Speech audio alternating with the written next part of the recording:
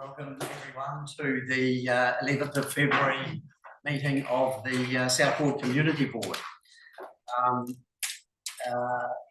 like to make a special welcome to Mari Black, and I didn't explain Mari's role very well at our last meeting, but because this is not a committee of council, Mari is actually not on the committee, but we value her input and experience, and so Mari has speaking rights. But not voting rights. Thank you. And okay. Thank you for that opportunity, Mr. Chair. I just enjoy being here to kind of keep our communities connected. And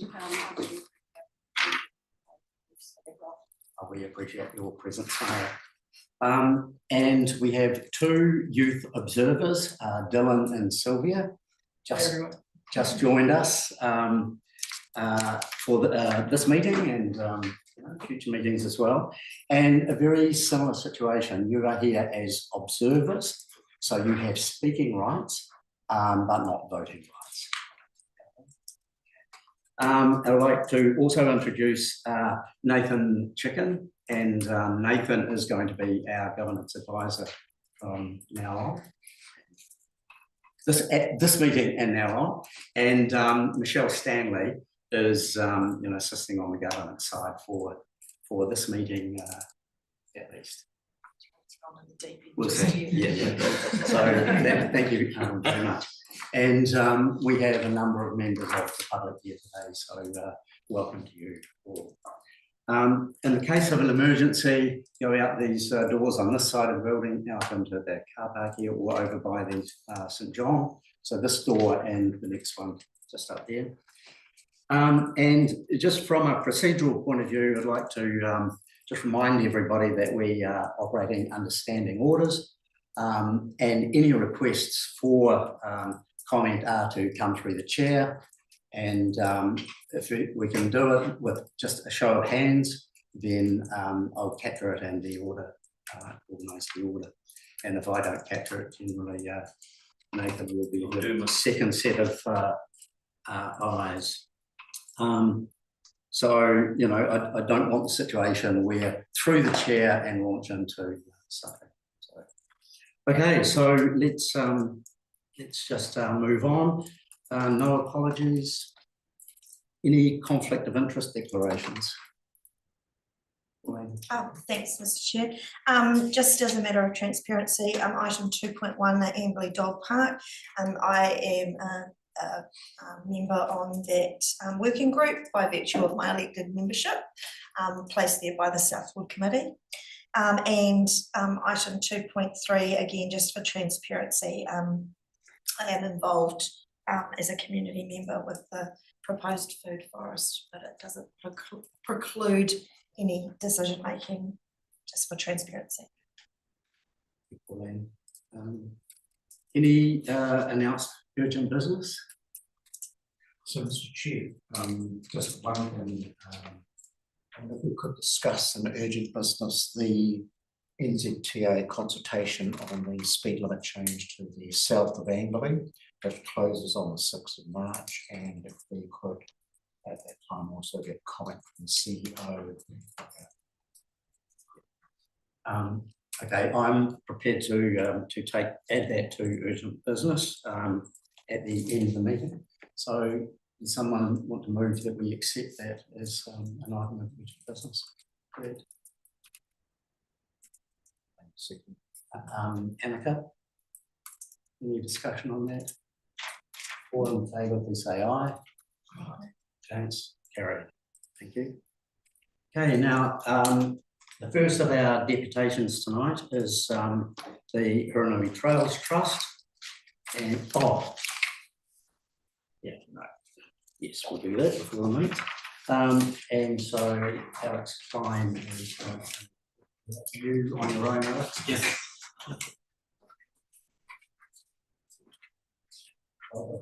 Thank you. I just want to make the community board aware of the development contribution funds. As part of the Huronui Trails Trust, we're trying to develop trails around Huronui.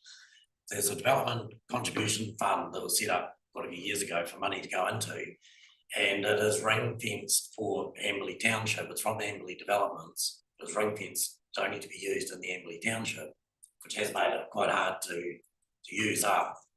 I've talked to Jason Beck about it, and he said that what we can do is we have to use that money, and then we can set up a new development contribution fund, which we could use board wide. But I just want to make the community board aware that they need to keep moving on getting rid of that money and being able to set up a new development contribution fund. Right. I've been talking with Paul Thornton about walkways around the domain, all-weather walkways and that, trying to get that developed to use some of that money. And there's other walkways and things that we're trying to do, but yeah, it has been a real stickler to try and use it, and now we're getting more and more accidents and more cyclists around the place. We want to try and develop some more cycleways around the district. So, we're looking at a proposal going to council shortly about some signage that we're prepared to pay for, that we want to put around some of the local roads, just to make them aware of cyclists and walking and horses and that using the road. So Mac have got a signage system that they're using, and we just want to know whether we can use it here, so that we're coming from Heritage Trails Trust to be later going to the council, unfortunately. So yeah, that's the main thing that we just want to be able to get on and keep moving on using that DC fund and being able to get another one started. So you've obviously been talking to people within Yes. the council, Jason, Yep. and Yep. and Paul Thornton was yeah. one I've been working with, yeah. okay, and I guess you understand the process. Yeah. Yeah. So I guess in order to take it further, you need to make a formal. Yes. Yep. Yeah, but before we move on to that, what's a clarification that anybody else, Hamish? What's the limit physically It's for that? the township. But so where do they actually draw the line on the township? It's at Lawcox Road, it's at the Culway Bridge and down Double Corner Road, Beach Road, it's about Double Corner Road. It's sort of the township boundary, yeah, urban boundary. I've got, Jason got a legal definition of it and then what we could use it for and that sort of thing. But I haven't sent that out because it was given to the ward committee in a public excluded section of the thing. So if the council or community board were interested in getting it, it would be a matter of talking to Jason and seeing that he can give it to people. But it does say that it has to be used in the township boundary, and that the council can set up another DC fund that could be used board wide. So and something. So yeah, that's pretty much it. The only other things that I've taken Roy's position on as chair of the Amberley District Residents Association. So we'll be doing a bit of work through that, and yeah, hopefully be back at these meetings reasonably often with projects. So Chair, I might just a question to Alex. So Alex, currently the development contribution fund is I think about $229,000 on it, and this year there's about $160,000 of work program. There's Kauai Walkway, Douglas Road and cycle lanes, but I'm not quite sure of the exact scope of those work and where, if anything has happened on them at all. I know.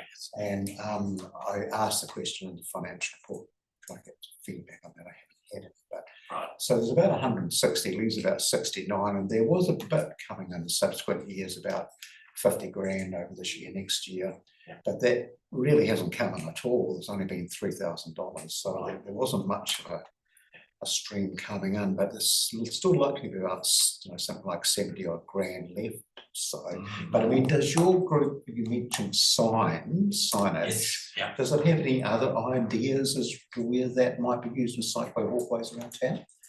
there is Roger Hornblow did a lot of work with developing walkways and connecting the community. internally, and part of that was putting lights down Douglas Road and that cycleway, just painted on the side of the road, green cycleway. They are a lot of work to get through engineering and all that sort of stuff. But it's the sort of thing that we like to do, and connecting down to the track that goes down past Cal's Kitchen and down past Hines and that, having a safe cycleway down there would be good. So there are ideas, but it's just getting it to happen. Yeah, okay. So, Mr. Chair, could we ask, get an action point for Jason to read the opinion to us, which the public excluded? I would be interested to read it. The letter that has, you've received a letter? Or It's an ongoing? Jason brought it to one of the meetings, and it was done as a public excluded part of a community ward meeting. So I was at the community ward, community board, the ward committee, and yes, that's why I haven't sent it out to everybody, but it's And it probably hasn't been taken out of public exclusion. No, it Hamish, how do we? Chair, I mean, simply as Kevin said, you request a copy of it and it can be presented to you public excluded. It's public excluded because it's privileged legal advice. So it's been presented to you public excluded, you can't share it. And Alex has done exactly the right thing by not sharing it. Yeah, I appreciate that direction. Okay, so yeah, I'd be keen to see that money spent. Yes. But feel free to come back. Yeah. No, that's about it. So, Mr. Chair, sorry. Yes. Alex, so are you the chair of the Amberley Group, or which is part of Hurunui Trails Trust? The Hurunui Trail, there's just one Hurunui Trails Trust. I'm in charge of the Amberley section of it. Yes. Yes. Yeah. Okay, and you're on the board of the Hurunui Trails Trust? I'm a trustee of the Trails Trustee Trails as well. Trust. Yes. Yep.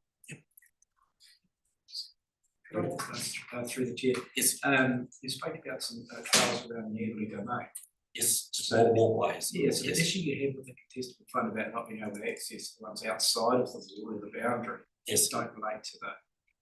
So there's nothing to stop that work going, or for you to attempt to do that work within the domain. Within the domain, yes, Yeah. because that's on the township boundary. So you can Yeah. proceed with that. Yes, yes, yeah. Yeah, because you mentioned that as part of within the scope of what you couldn't do. So I took Oh, sorry. So, no, that's all right. So you Yes. can go in. Yes, that is one way we're trying to encourage the spending of that money, so that I only had a very brief talk with Jason about it, the setting up of a new district community, sorry, words mixed, a new development contribution fund, and the short answer he gave me was that they had to spend money in the one they've got before they can start a new one. So thank you. Any other questions? A lot of Alex, Mr. Chair, I do.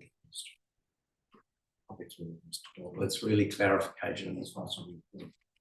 around. Okay, thank you very much. Thank you. Alex, appreciate that. So, Mr. Chair, just a question.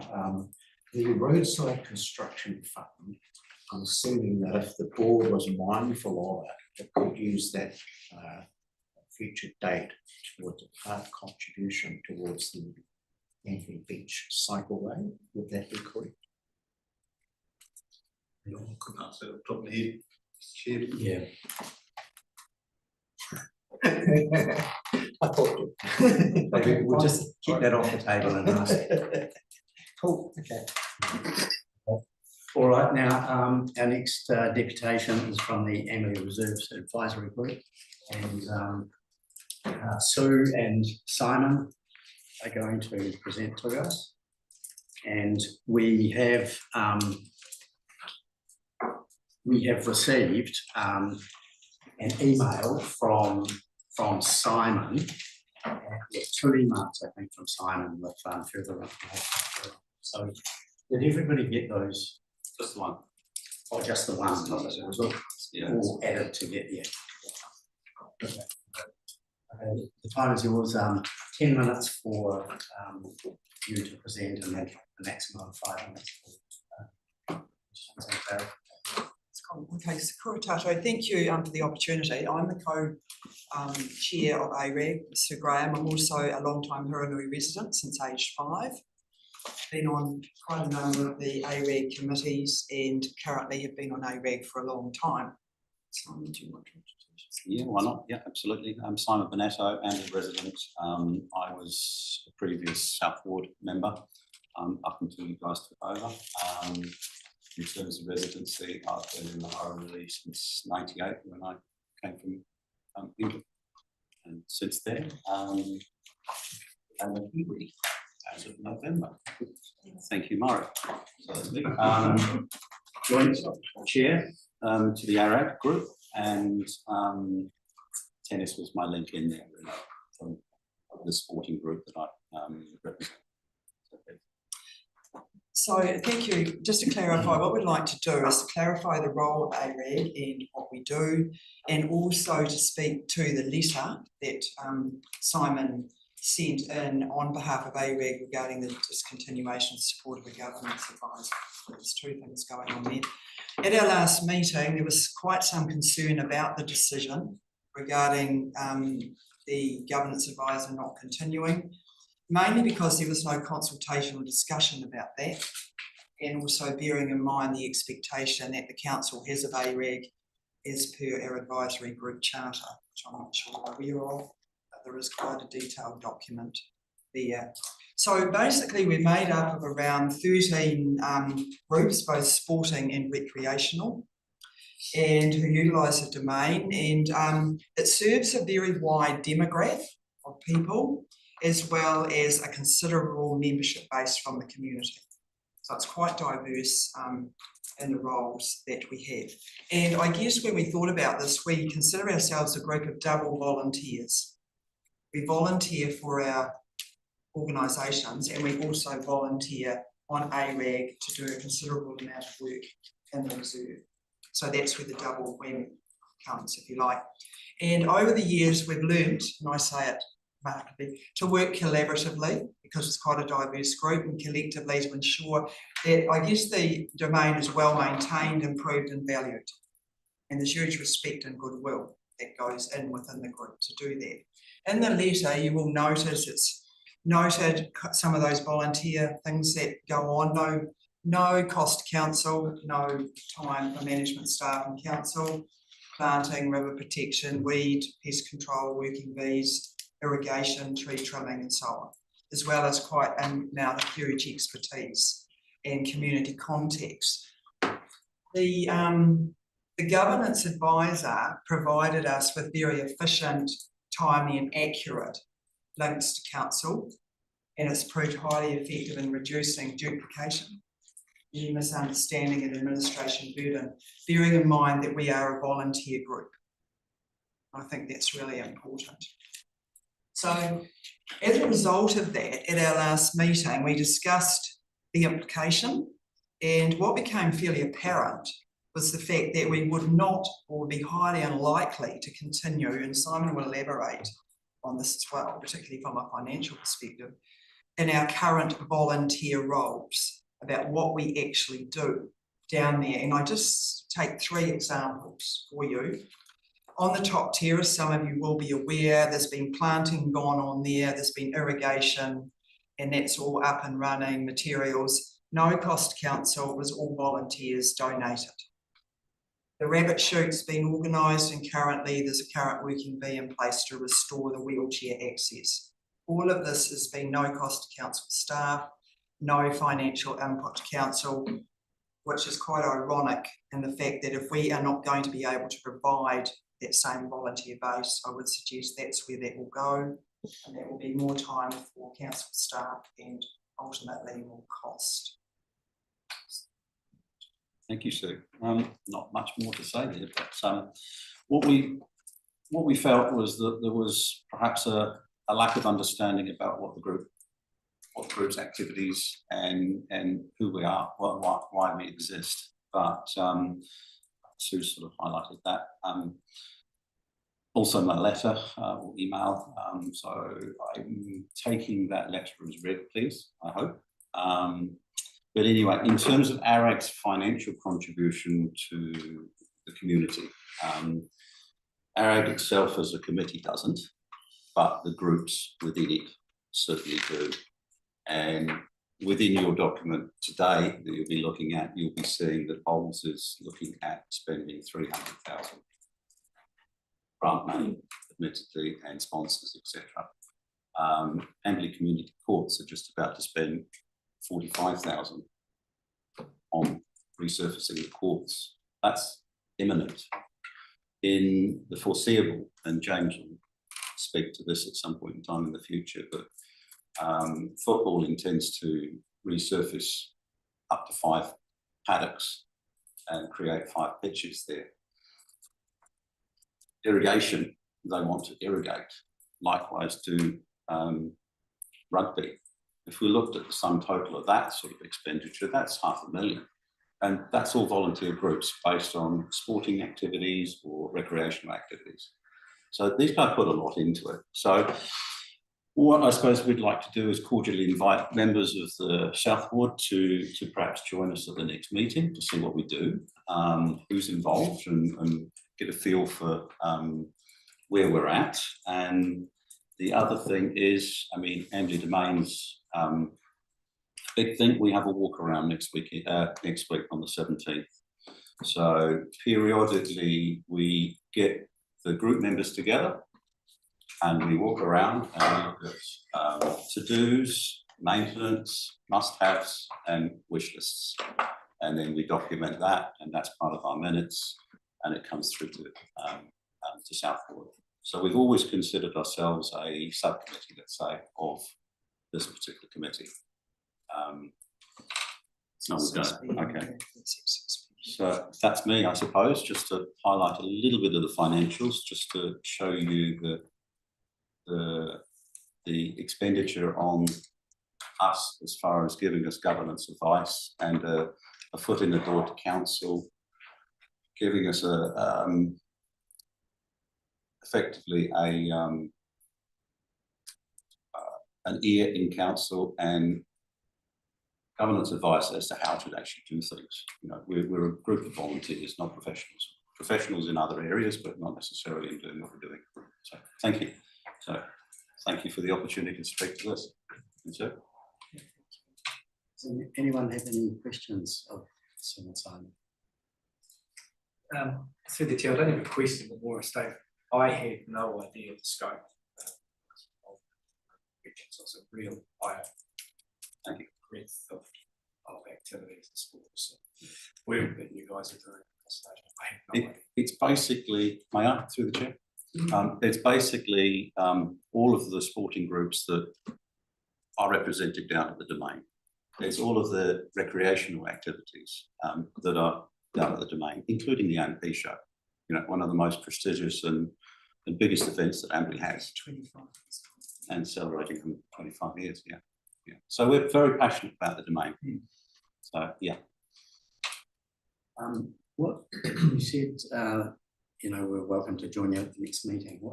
What's the date of the next meeting? Do you remember? Of course not, but No. We're only we just can getting. advise. We just had one, so it won't be for another couple of months, 6 weeks. We are, I think, in terms of, it's been engineered to be 2 weeks before this particular meeting. On a 2 monthly basis. Well, we last year we were given a budget of 5 meetings, so roughly, yes. Right. Yes. So it didn't quite coordinate with 2 weeks before, but we can get back to you on the I'll date. certainly send it through. Yeah. Yeah, I'm sure that people would be interested. And the walk around on the 17th. The walk around It's at 6 p.m. Wasn't it? 6. No, That's 17. 17. Sorry, 6 p.m. Yeah, 6 p.m. Meeting down at the Tin Shed, which is Tuesday, I think. It's a Tuesday.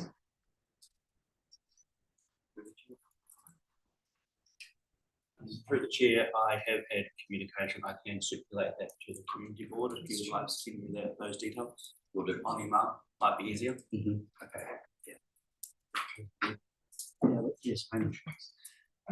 So I appreciate all the scope of work that you're doing, but what I haven't got clear in my mind is what the governance person is doing for you guys. So I got the impression in our last meeting that basically they're sort of taking minutes and that's pretty much it. But, Absolutely. Through the chair. Basically, it's the interface in terms of efficient dealing with council. For instance, I mean, one thing there was just basically the rabbit shoot, just organising that and the right person to talk to. In our last meeting, we had an occasion where one of the members said that they witnessed the car doing unnecessary and undesirable activity. They tried to communicate with council, and council basically passed them around a few names. So having the right name and having the ability to just pass it through an appropriate channel was good. In the end, he was told that he needed the time and the date. We said, I know exactly what that is because we've got cameras there. And in the end, I think he got passed to police. It was a case of please refer it to the police. So it was just somebody who volunteers. Yeah, it was such somebody who volunteers their time.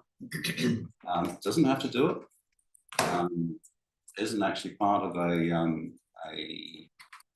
group, so per se. yeah. So I'm still not seeing why that wouldn't carry on, despite the fact that we're not funding. Can I answer that? When we go through and if you look through our last minutes and so on, a lot of that work that we do as volunteers, we need a line into council in a timely manner about what we can do, when we can do it, who do we talk to, etc., etc. And that governance advisor gives us that way in, because as you can appreciate, if I work, you know, as most of us do in this room, I haven't got time, and nor have any of the groups, to be going around in circles deciding can we or can't we. So it's all around efficiency, optimal use of people's time and effort and goodwill. And as I said, if that's not available, then people aren't going to put their hand up to do this work because it's all too hard. But ultimately, I would suggest we go back to council to have to deal with it. If I'm being brutally frank. Can I just add one little comment to that? You guys have a governance advisor to basically guide you in terms of how you construct things and how it can be put that would be appropriately accepted. And that's the same with us. So, Mr. Chair, just a question through you to Sue. Sue, did you, I believe you did the minutes for the last meeting. How did you find that impacted on your ability to participate and contribute to that meeting? Did it detrimentally impact on that? Yeah, very much so, because actually there's obviously a professional responsibility to ensure that what happened at that meeting was recorded appropriately. Absolutely, and then I did spend quite some hours making sure that that was correct. They were put out in draft to ARAG, they came back to me, there were some suggestions made and they went out again, all under double volunteer hours. So it was fairly well, perhaps, well, yes. Certainly not a lightweight responsibility. No, definitely not. It's quite a huge responsibility because of what we do. Can I add to Simon, that? and one more question from here, and then Can I add to that? Sue did a lovely job. However, if we're looking at somebody who's there and able to focus on the meeting itself, they can do a very professional, very proficient secretarial job, if we call it that, for the taking of the minutes themselves. But at the same time, from a quality point of view, we compromised what we gave to you in terms of our minutes. We didn't do what we would normally do, and watching the last South Ward meeting, I felt that the needs and wants and requests from ARAC, from this group, were voiced after that decision, and it's a case, I found that a little bit ironic that we were being asked to potentially do extra bits and pieces. But yeah. Okay, we're out of time, so do you have a very I had a question? couple of points I want to, Sorry. I had a couple of points.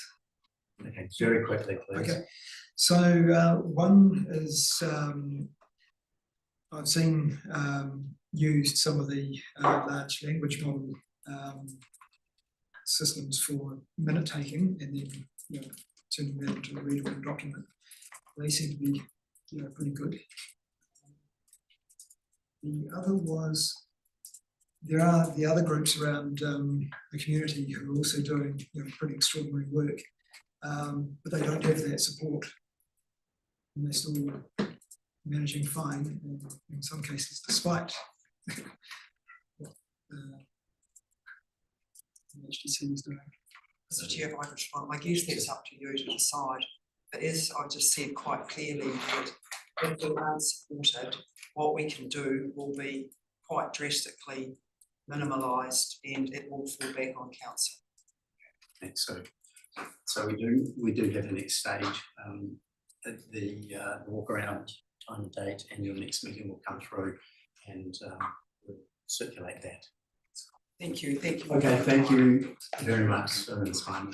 Thanks for your time, everyone. Cheers. Okay, we'll now move on to the minutes for confirmation, and a long set of minutes.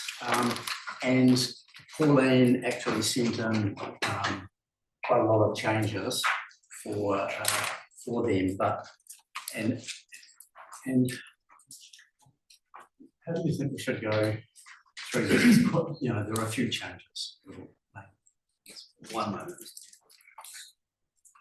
So through the chair, they are mainly what I would call cosmetic changes to kind of grammar, spelling, and adjustments to names, which I would propose that are accepted through the email.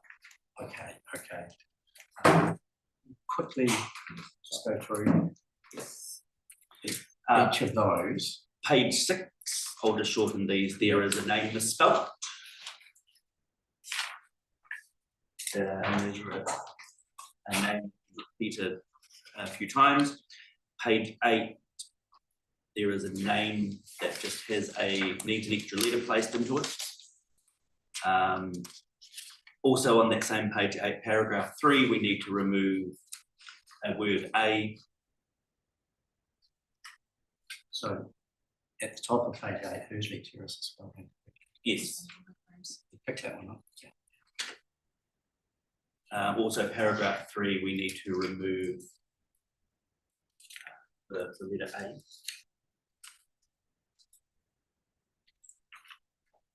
Paragraph 3 on page 8. Yes. We've got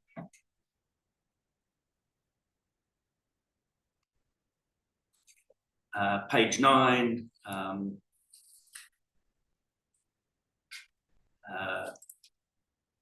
Councillor Pauline has said that perhaps we should not. I'm trying to put that into a sentence. Could you speak to that one for me, please? Sure, I'm through the chair. Thank you. On page 9, it speaks about right at the bottom of just before it goes on to the deputation.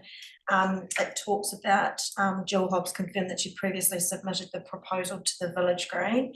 And I felt that we should note actually that she actually said she had previously submitted the proposal in regards to the Village Green as a location through the long-term plan process.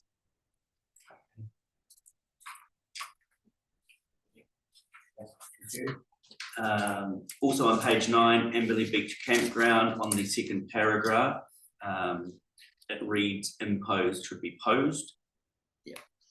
Again in paragraph 3, just the spelling of encouraged and campgrounds.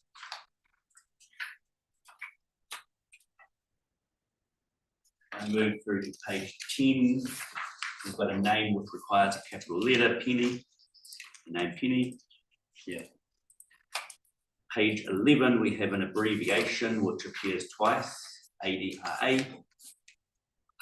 Actually, what I thought happened there, we left out the Leafield Beach Community. So we had an incorrect set of abbreviations, but we missed out one of the beach communities. If I may. Chair, we've missed out Amberley Beach, haven't we? Oh, I thought we missed out Leafield. No, we've got Oh, Leafield. Leafield, yes, Yeah, but we've got the wrong abbreviation. yes, but it's got the wrong abbreviation, so I described But that. we don't have Amberley Beach Residents Yeah, Association. yeah, that's true. Yeah, Pauline. Yes, so that is just what I was going Okay. to say. The second entry should be ABRAC. And then the ABRAC abbreviation appears after the Leafield Beach Residents Association, which should be LBRA. That's- Yeah. we captured that. Yeah. Okay. And final changes on page 17. On page 11. Oh, yes. Yeah, just under the resolution about 3/4 of the way down, Roshan Trollope spelled incorrectly. Trollope. And so in all of those following ones, my name is spelled incorrectly. Yeah, so on that page 11, Mr. Chair, the resolution, it's got 3.3 and a show of hands carried by the chair's casting vote. Is actually the chair's deliberative vote, not casting vote. Yes, that was true. It's also be unusual to show names. Not, it doesn't bother me, but unless you have a division, you want to show names. Yes. It's the chair's deliberative vote. That was true. Sorry, what page was that? Page 11 still, Yeah, isn't it? 11, but it was effectively a casting vote. Well, No, it was a deliberative vote. it was a deliberative vote, that is correct. And I just have page 17. We just have a misspelling of the word principal in the resolution.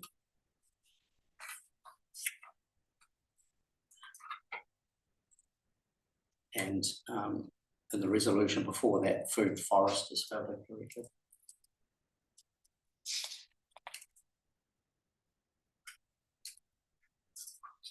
So a rate change should be a rate charge.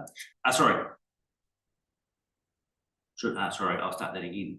A rate change should be a fee change.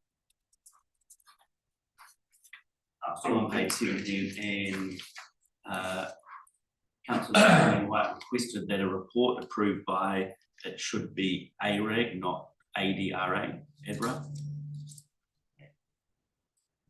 Also adding the word that before the word but. Okay, thank you very much. Given those changes, would someone like to move that they're true and accurate? Minutes, Pauline, thank you. Second, given all in favour, please say aye. Aye. Against, carried. Thank you very much. Okay, now our first decision item is the dog park and Hamish. Oh, it was reviewed by you. Mr. Chair, we've got Cameron on. Oh, sorry. Welcome, Cameron. Can you hear me okay? Yes, yes, we can. I'll just quickly run through it. So this discussion paper is to provide the community board with an overview of the dog park investigation. Initial request to council for a dog park can be dated back as far as 2015, with multiple sites investigated within the past few years. Since that time, it has become a popular topic within the South Ward and gained a lot of support from the community. So far, there have been no sites that have been progressed any further than an initial investigation. This is mostly down to disagreements between council committee and the dog park community group, as well as the disproportionate weighting given to the objections to potential sites. A working group comprising of the Amberley Dog Park Community Group, committee representatives and council officers was then formed to help progress dog park discussions.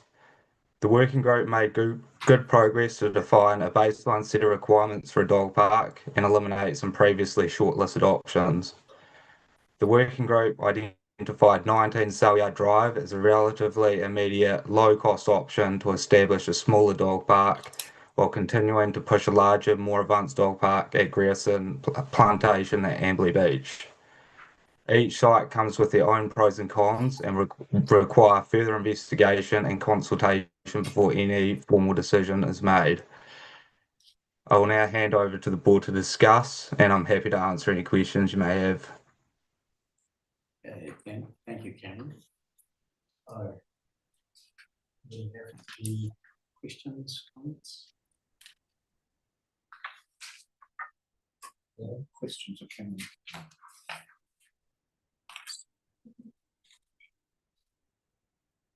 Or any of you? No, sorry, no Oh, questions sorry. of Cameron. Yeah. Just a quick one. So on that Grierson plantation, there's the potential possibility of inundation from the lagoon. So how often would that actually be? Hasn't happened since 2008. So the regime of water flows now have changed. It used to be diverted through to that lagoon. It now goes out via Money Market, sort of changed the regime. Can I ask just through the chair, just for clarification for myself, the Grierson Plantation option, is that together with the extension of Grierson Road for the golf course, or is this separate from that? Is this what this is? Is this taking a parcel of land that's being used in the extension of Grierson Road to the golf course? My understanding is it's a different project and the road would be off to the left of it if you're looking right.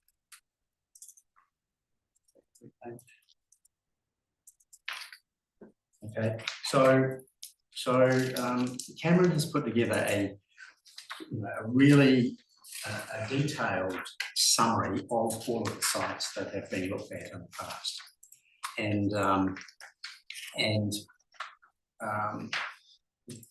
been working with the dog park group, and the dog park group has been in connection with the with Cameron that on a regular basis. Is that correct, Cameron?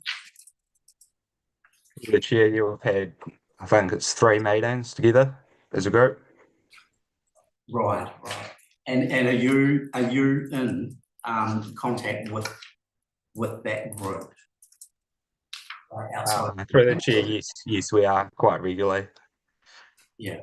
So in fact, your report here captures the latest conversations with, and we also received some further information in an email. So that really captures everything that is known about the situation at the moment.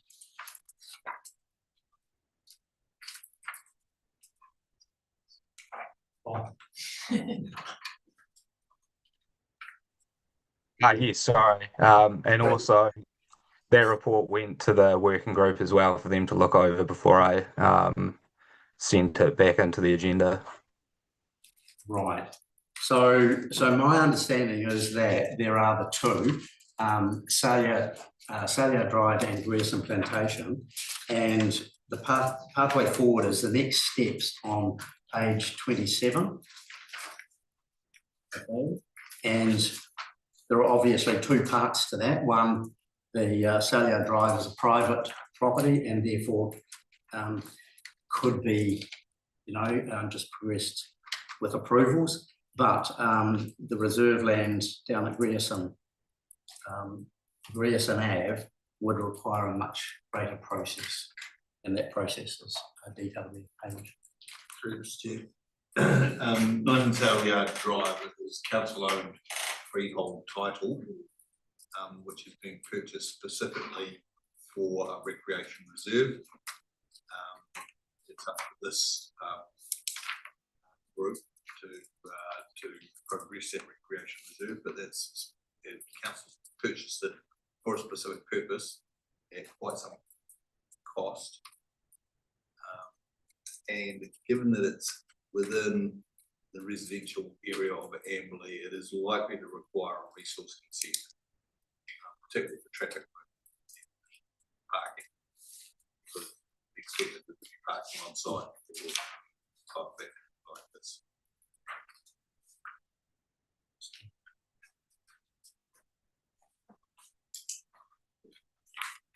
So it's not quite as simple as we have here. So the suggestion that has come through here is that both of these are considered, and we're being asked to give our support to either one, and we're given pathways that would, subject, well, for Salio Drive, subject to what Hamish just said, would also require consultation locals. Through the chair, I've just got a question. What's the size of Grierson Plantation and what is the size of Saleyard Drive? An area. Saleyard Drive is about 3,000 square metres.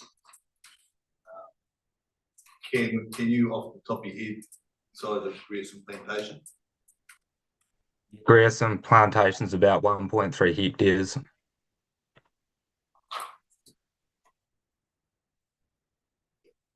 Yeah, thanks, through the chair. Cameron, can you just confirm, so in regards to the Saleyard Drive option, we've heard about potential need for a resource consent. However, being freehold land, there aren't constraints in regards to the reserves management plan. Whereas at Grierson Plantation, I understand there's not yet allowance in the reserves management plan for a dog park on that particular reserve. So that would be there'd be a resource consent process in Saleyard and a reserves management process consultation for Grierson. Have I got that clear and correct for the committee? Board, rather? Yeah, in my understanding, that's correct. It's got to be added as a policy for the Grierson Plantation site, as it's not listed in there currently.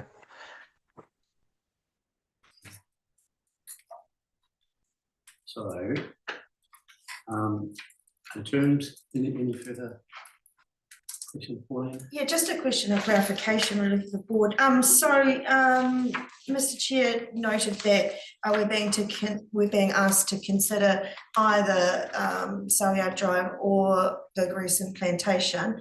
Note that Saleyard Drive is considered to be, more suitable for smaller dog breeds. Could it be that the board could consider pursuing both of those locations?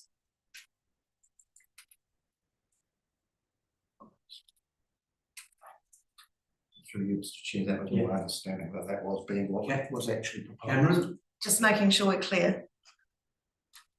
Cameron, sorry, can you answer that? You're behind me, sorry. Yeah, through the chair, that was what the working group came to as a conclusion, was to look at both sites as dog park options.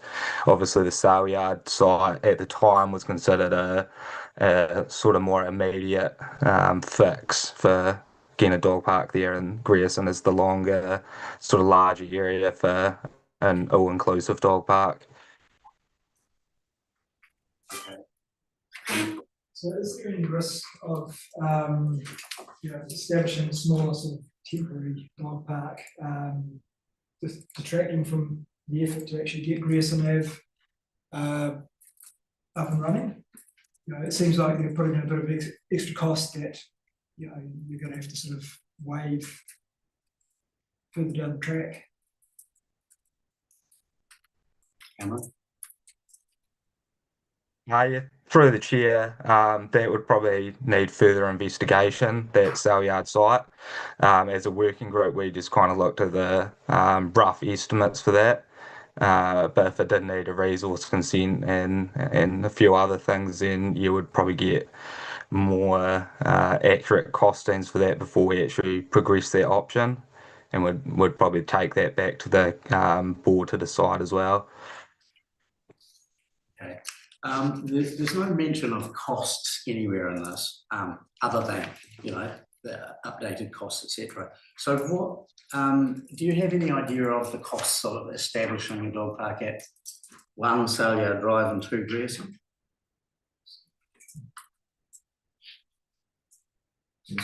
Mr Chair, I think it did mention ballpark about 15 for Saleyards at 8 for Grierson.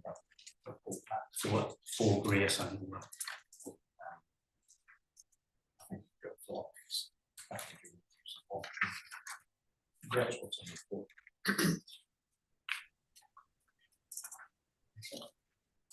So, we're being asked to, you know, consider the information and support the process outlined on page 27.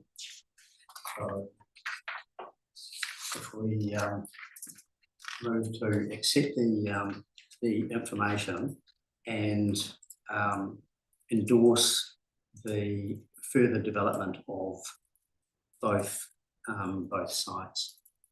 And the next stage for Saleyard Drive being the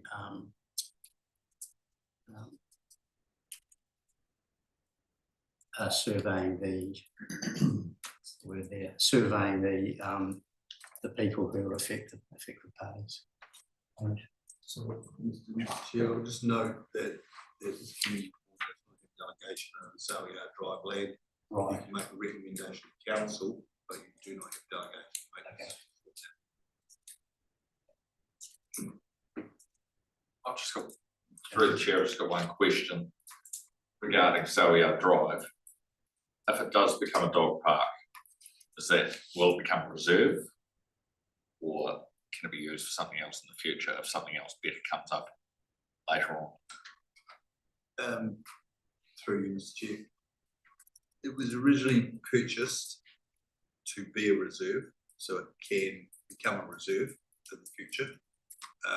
Whether that's the best way of handling it or not might be a matter of some debate, but and if you can put a dog park there, you can take a dog park away.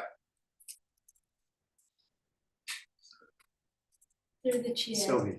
I walk through regularly where I think this is, and long term I don't think it could be a dog park because the road, it looks like at some point it's supposed to go through, and if that road gains more traffic, the street parking definitely won't be ideal because there already is quite a bit of cars from workplaces there and the gym and a mechanic or something, so long term that probably wouldn't be ideal. Any other comments? So can we perhaps just recommend that with respect to Saleyard Drive, the local affected parties are surveyed on their comment? So, Mr. Chair, we finished questions. Are we now discussing that? Yes, yes.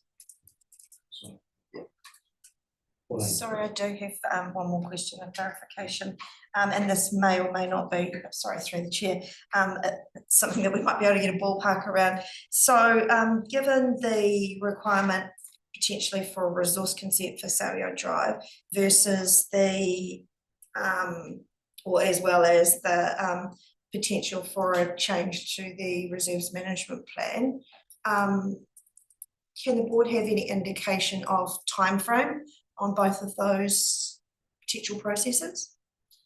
It's probably a question for Hamish. So through this chair, resource consent will be two parts. Obviously, you've got to put together an application for resource consent. It's got a cost of doing that, and the second part will be council processing the resource consent in a statutory 20-day time frame for doing that. It should be a relatively straightforward consent. If you intend to, or you can probably do it as a permanent. If you provided sufficient parking on site, then it would be a relatively straightforward consent. If you're not providing sufficient parking on site, then there's a process to go through where you engage a traffic engineer to do the traffic counts in the street, etc., etc., etc. So, so I don't know how long it would take you to put a resource consent application together.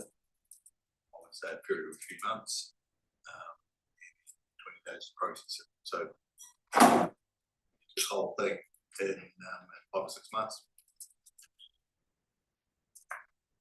The reserves management plan.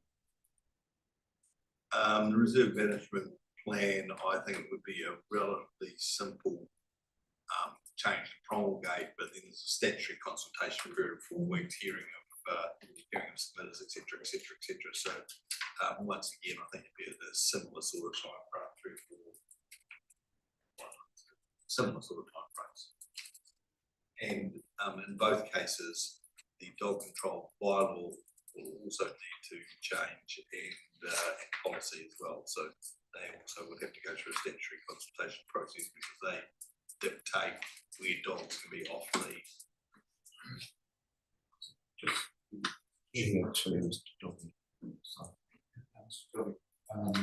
The dog bylaw would need to be changed also in respect to Grierson. Anywhere that you want to put a dog park, you're going to have to deal with the dog control bylaw policy changes. So, in terms of what does anybody have any other comments in general about the proposal about dog parks and the 2 sites? I guess it's just expressing nervousness of sinking a whole lot of time and effort into Saleyard one, which is to me, it's the big game here is the Grierson site, and anything else is sort of taking the eye off the ball. Just a general comment.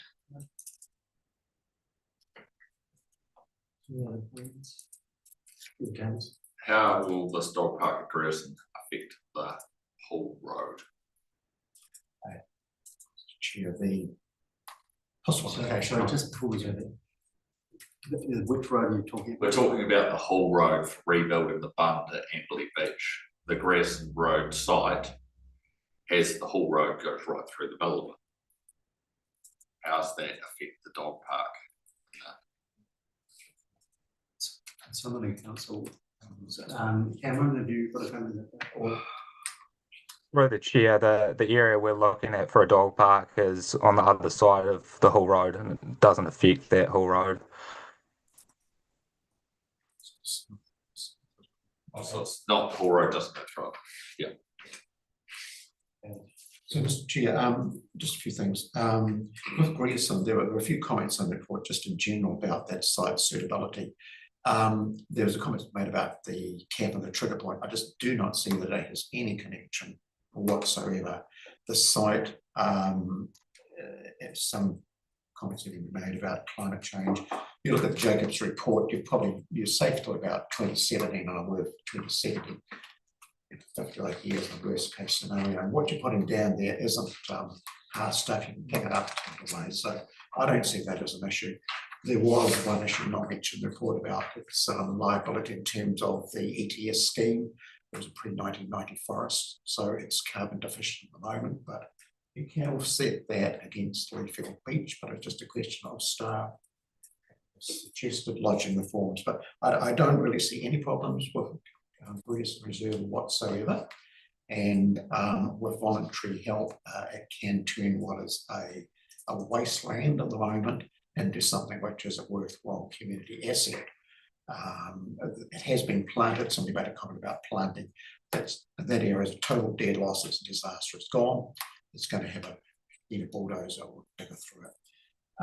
The Saleyards Reserve, as Mr. Dobby mentioned, was purchased in mind for a recreation reserve, and certainly we do need to consult on that and get an idea what other people think.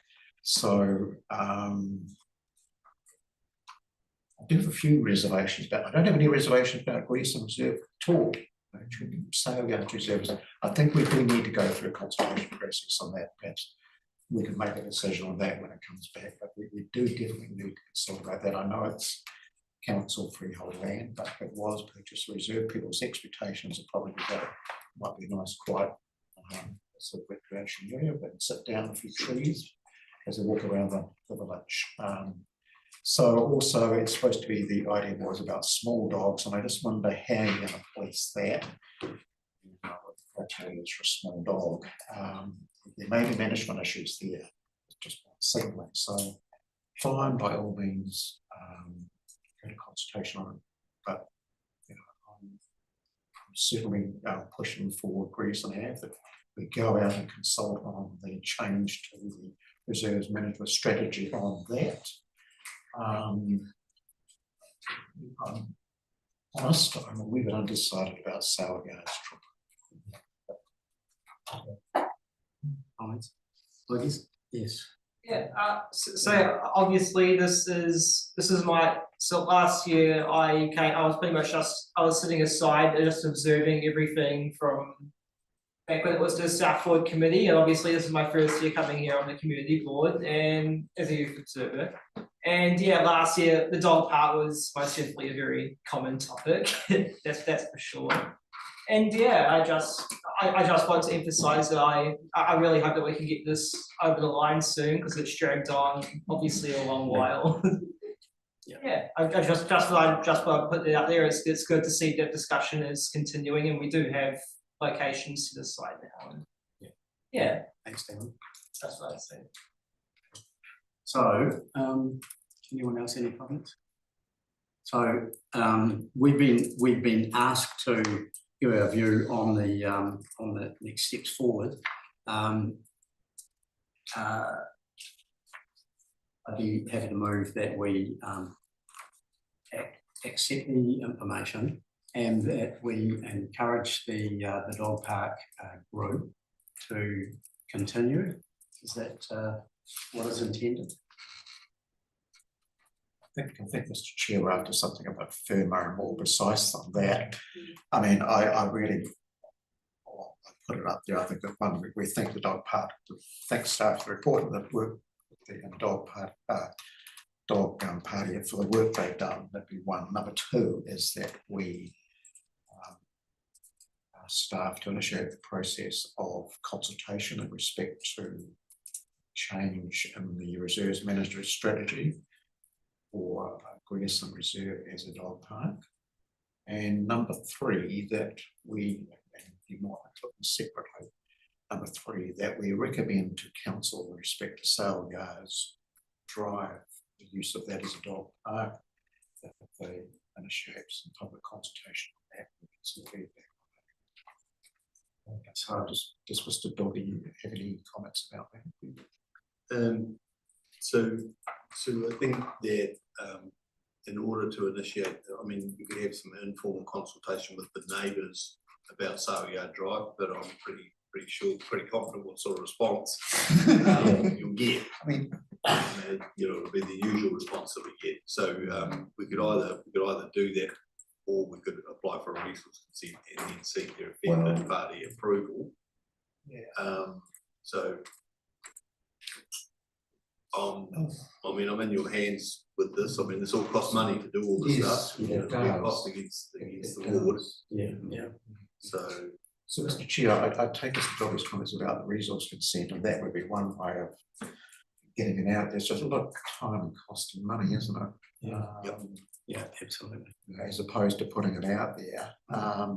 And you get a feedback on it, and I think then you have to make some judgments on what you get back. I mean, it's a facility for the whole of the township, and is it going to make the life of those near? So I think I'd go with what I suggested, and I'll stick with that. Okay. Can you just repeat? Yeah.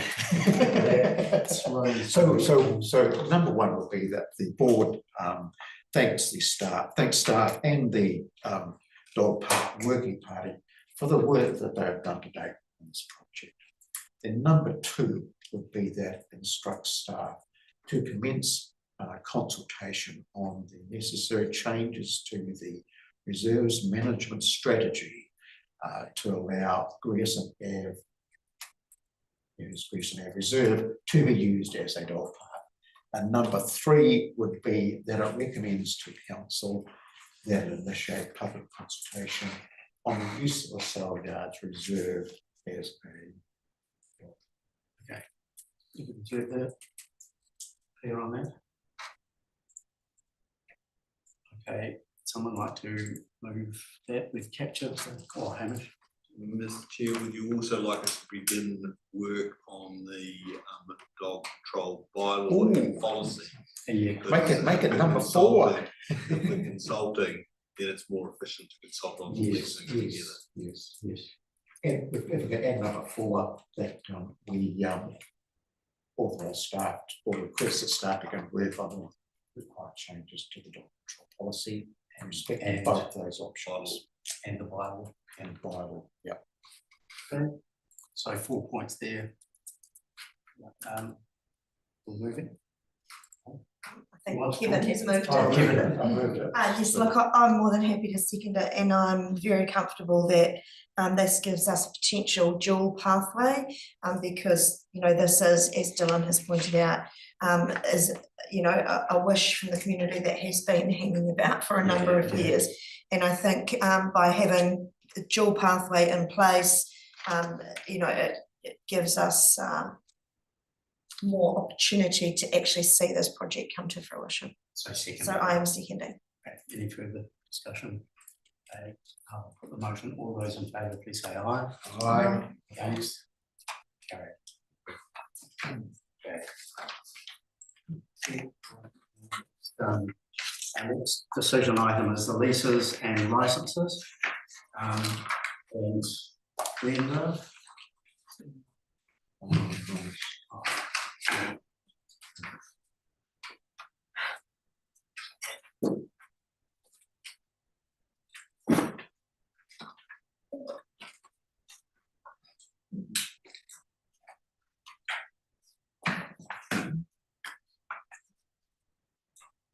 Through Mr. Chair, this paper looks at leases and licenses in the South Ward Community Board's area that are coming up for the 25-26 financial year.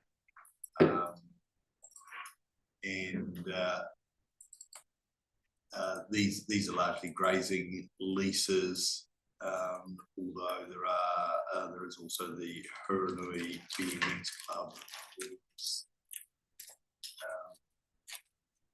The recommendations are all fairly clear and I won't read through them. These leases are generally based on evaluation, except for the BMX one, which is a dollar lease, full lease, or one. The others have all been looked at, and the rental fees are there. And largely around, you know, between $200 and $400. I note that the renewal costs of these leases generally exceed $300 to $400. So it costs $300 to $400 to actually go through the legal process to renew the leases. So there is no money essentially comes in.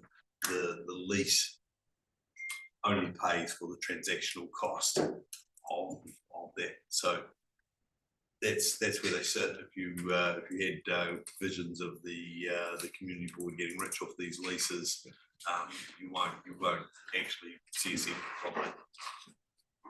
That's where it sits. These come to you for your consideration. Noting the officer's recommendation is that you approve those 4. I shall leave it there. Happy to take any questions. And just to add to that, the ARAG has supported the lease recommendation for the BMX. Any questions? It's pretty. So just one. It's a question about it on the side. In respect to BMX track, looking at the titles, I see the wondering why it's a license, not least. The BMX track actually, the facility of the mounds completely cattle road, which is just the same situation as the Privy Council case 20 years ago. But my question was through you to James and Aniko. Just wondered if the Amberley Reserve Advisory Group had ever discussed the issue about the paper road through the reserve and whether they held any views on that. It was something I thought I was sort of surprised it wasn't actually in the reserve's management strategy as a future action to actually have that formally closed and amalgamated into the surrounding reserve, given the fact that it was a paper road and there's legal access along it. So I just wondered whether AREG had talked about it. Question really. Okay, all right. Pretty definite. But I'm quite happy though. But it's, you know, it's you know, if you want to close a paper road anywhere, that's the one you should be going. Practically. That costs money too. It would be if it went to the Environment Court, but I don't think. So. Yeah. So I don't think it's critical to. Right, it's not. Decision. It's not. All right. It seems pretty straightforward to me. So I'm happy to move the recommendations that we. As per the officer recommendation. Report that we review those leases. Yeah, and the second of please. Thank you very much. All in favour, please say aye. Aye. Against? Carried. Okay, our next decision item is Seadown Crescent Reserve proposed food forest. We're on page 39 and so we have a paper written by Amber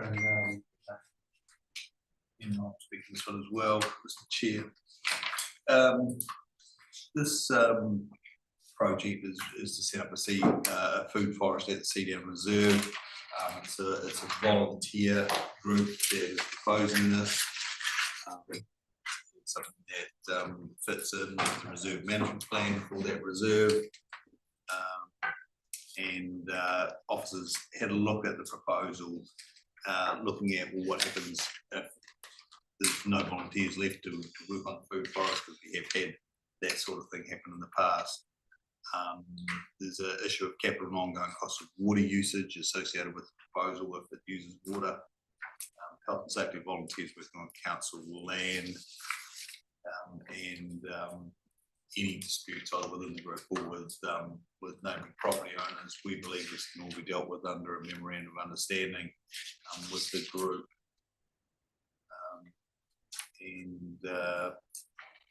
It is relatively straightforward. So the officer recommendation is that the board considers the information and approves the establishment of a food forest in Seadown Crescent Reserve with the memorandum of understanding between the two parties. So that I'll leave it there and happy to take any questions. pretty clear, Brett. Guys, that's through the chair there. I just see within the background summary there, there's the ongoing water usage costs to be considered. Yeah. Is there any background to Rangiora and places like that where it's happened, what they do in relation to ongoing water use and who pays? I'm not aware of that, but I think we would have a discussion through the memorandum of understanding process just about how much water we're talking about here, because if it's a relatively small amount of water, or if it's a short period, because we're talking about a food forest rather than gardens, once it's established, might be a lot lower water usage. So we just need to really get our head around what sort of water usage we're talking about. Because my understanding is there are other food forests in the Huronui, and this issue must have been addressed or probably addressed. And there's other ones. In the springs. And the springs. Yeah, I'm not Does quite anybody sure. know? I'm not quite sure how that one works. Sorry if I may speak. There has been one in Hemner and also in Waikiri. I'm not sure how, but is the Waikiri, sorry, Frank? No. If I may, So, yeah, Murray. the Waikiri is a community garden as opposed to food forest, so they do have access to water, community, council water. So, I'm not sure, I mean, the Hammer. I don't think it's any water down No, there. I don't, I've never, Council water. yeah, I think it might just manage, without that. The need Yeah, for community water, So- so I haven't heard of becoming a issue through the community water in Hammers Springs, but I've seen it be corrected. yeah. I think that would all be addressed, as Hamish said, through the MOU. And I guess that, the cost of putting the water there and whether it suggested coming back to the Amberley Reserve or funding it through the Amberley Reserve Fund or the Southwood Contested Fund. I think that's something that can be addressed at the time that we know what it is. If I may speak, I have also approached Together with Maui because it forms part of the process with food insecurity and poverty. So I have been given $1,000 to look at food. Was something that was Okay, as was said earlier, we've got the office and recommendation here. It's pretty simple and it covers everything. And, you know, there's a bit of work to do in there. Any further discussion? And somebody here to move the. Chair, can I just note, sorry, on page 47, on the mowing plan, I just think we could word that better when it talks about liaising with Delta Contracting through Josie. I think we need to identify the officer of council with her title or that title. Oh. I just don't think having Josie's name there is Yes. an enduring for a professional. So Yes, I just think it might be helpful to have that changed. Page 47. Yep.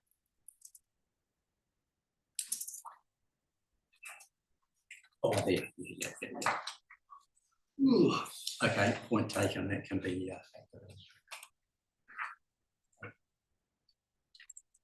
Okay. So.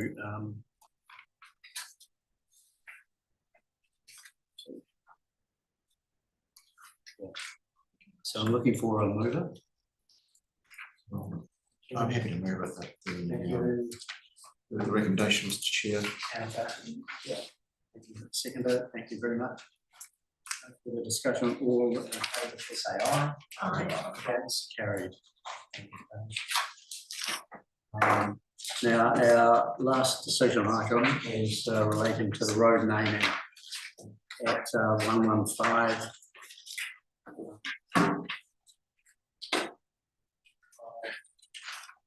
Amberley Beach Road.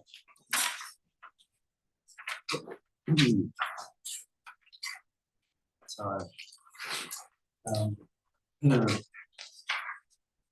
So we have Terry. Oh, Terry, welcome. Thank you, Mr. Chair. We're in your hands. Telekate everyone, my name is Terry Wilson. I am a council planner.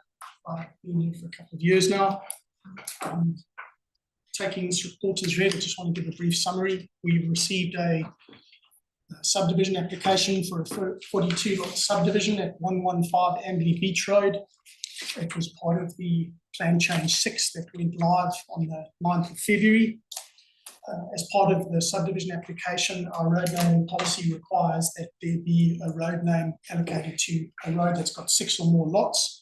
In this particular case, there's 2 roads. If you look on Appendix 2, the scheme plan, you will see there's a road 1 and a road 2A, and they require to be named. The applicant submitted a set of names. The first one that they are recommending is Wecker Avenue for road 1, and road 2A is Moa Place. These fit in with the road naming policies, and in summary, they also suggested Keir Avenue and Corridale Avenue, as well as Bellbird Place and Perrindale Place. The names are in keeping with the Takara estate next door, which is part of the bird naming theme, so maintaining the bird naming and so keeping with the cohesion. And so it fits within the road naming policy, and for this reason, the officer recommends the adoptions of the names Wecker Avenue and Moa Place. Seems pretty simple to me. So I know that there's the problems around Bellwood Place with sort of duplication of names in Hammer. And I was thinking, well, a way around that could be to use Koromako for Bellwood instead. A little bit educational. People say it's a Koromako, it's Bellwood. The things, Weckers, there's a good reason they're never introduced into sanctuaries because they're basically the same as a rat. One of the challenges our policy does have is that word names need to be 15 characters or less to fit on a board. on a road naming board, so we've got to balance that as well, and that sometimes does represent a bit of a challenge. But there's definitely a move afoot, yeah. So, yeah, in simple terms, these names comply with our naming policy. Yeah. Happy move, Mr. Chair, Kia Drive and Mother Place.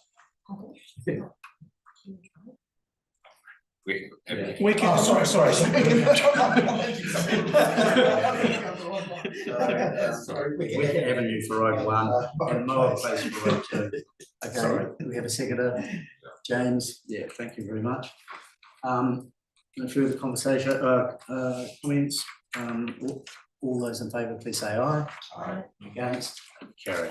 Thank you very much. Yeah, thanks. Thank you very much, Roger. Very much. Enjoy your day. Good. Okay, we'll now move on to a discussion item, a contestable fund application from the Amberley Bowling Club, page 62.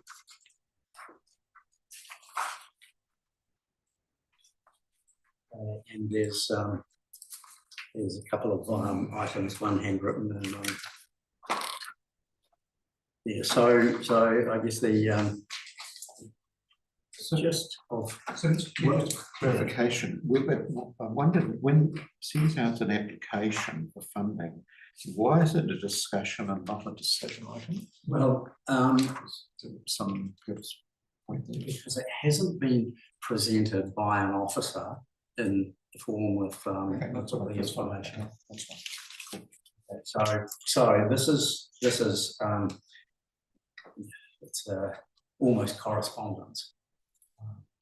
And I don't know that we actually have enough information here to make a decision. Yes. Oh, yeah. Through you, we don't, so the Southwood Community Board doesn't have a process as yet for how it will receive contestable fund applications. In the past, when we have received a application, we just forward to the board as is, and they can make their decision on the spot as to how much they would like to give out of the contestable fund.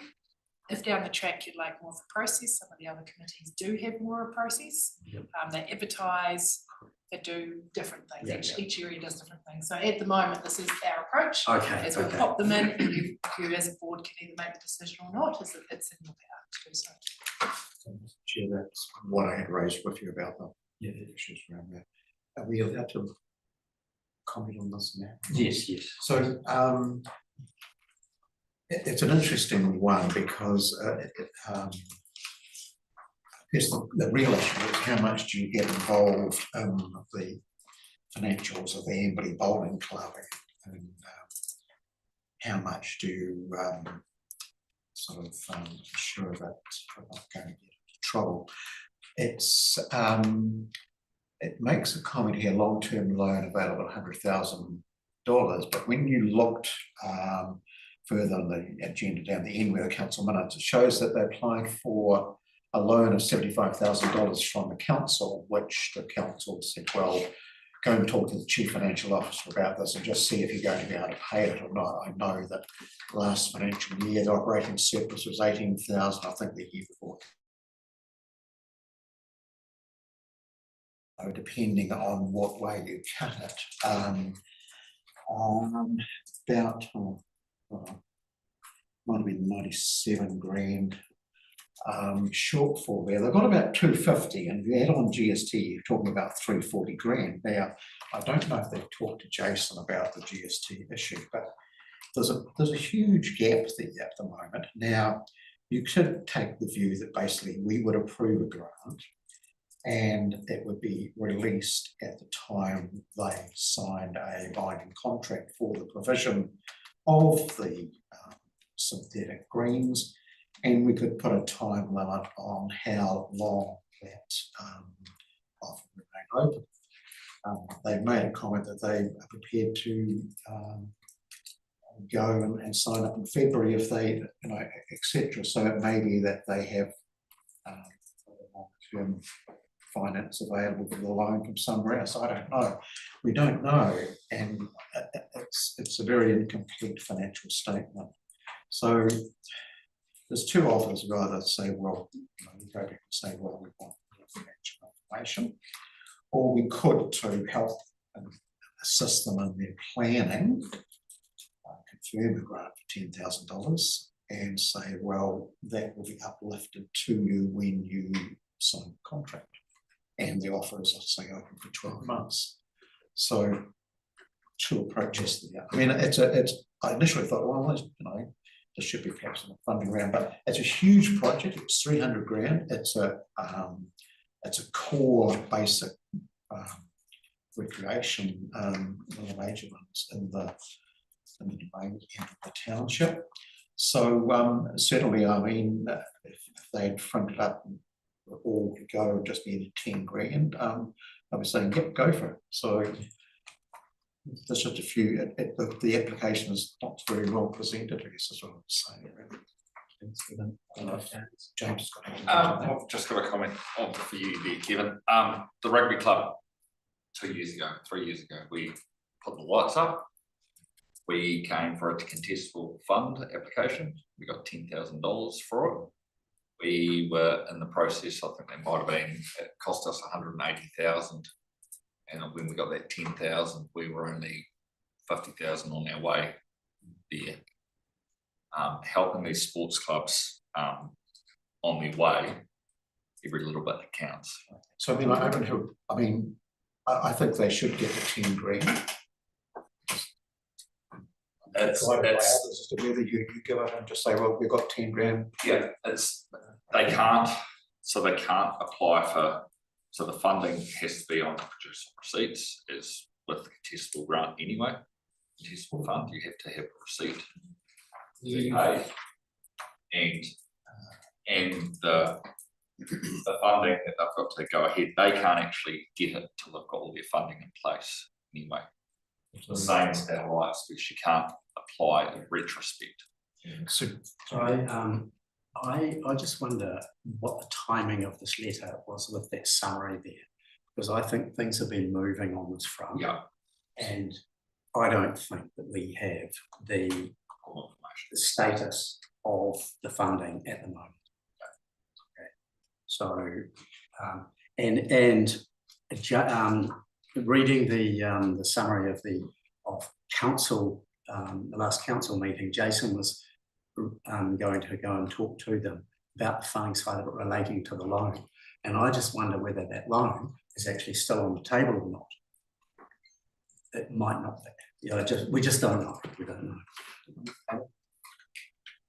Mr. Chair, you know, James has indicated how difficult it is for clubs to get funding, and an undertaking from this group to provide $10,000 for the contestable fund would assist this group in going through other funders and saying, we've already got a contribution.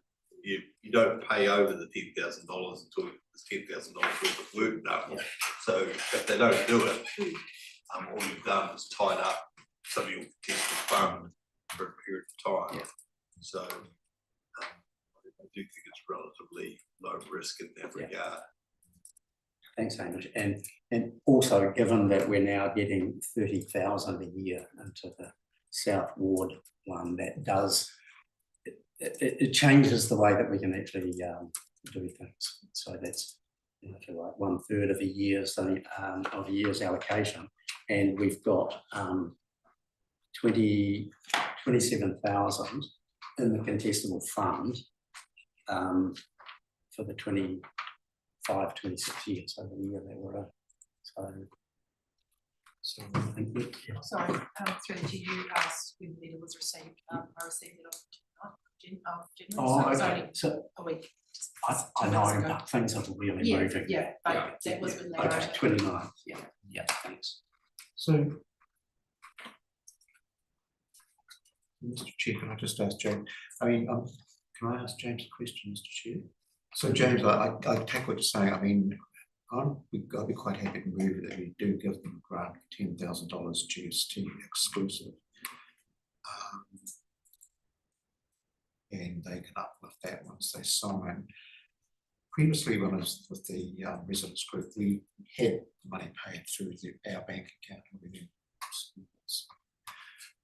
But I take it, I think we're still on the same wavelength here, that I think if we give them a guarantee of this 10 grand, it is going to help. They know where they are, they're a bit better towards it. So it helps with their funding application. Yes. So I would move that we apply that. So, well, I think we well, yeah, we just moved to grant their $10,000 application. And do we need to make that subject to it going ahead, Hamish, or is that implied? I think we need to. We also need to make this quite clear, Mr. Chair, that this is $10,000 GST exclusive. So James moves the team. Yeah, I'm happy to move that we grant the $10,000 GST excluding GST.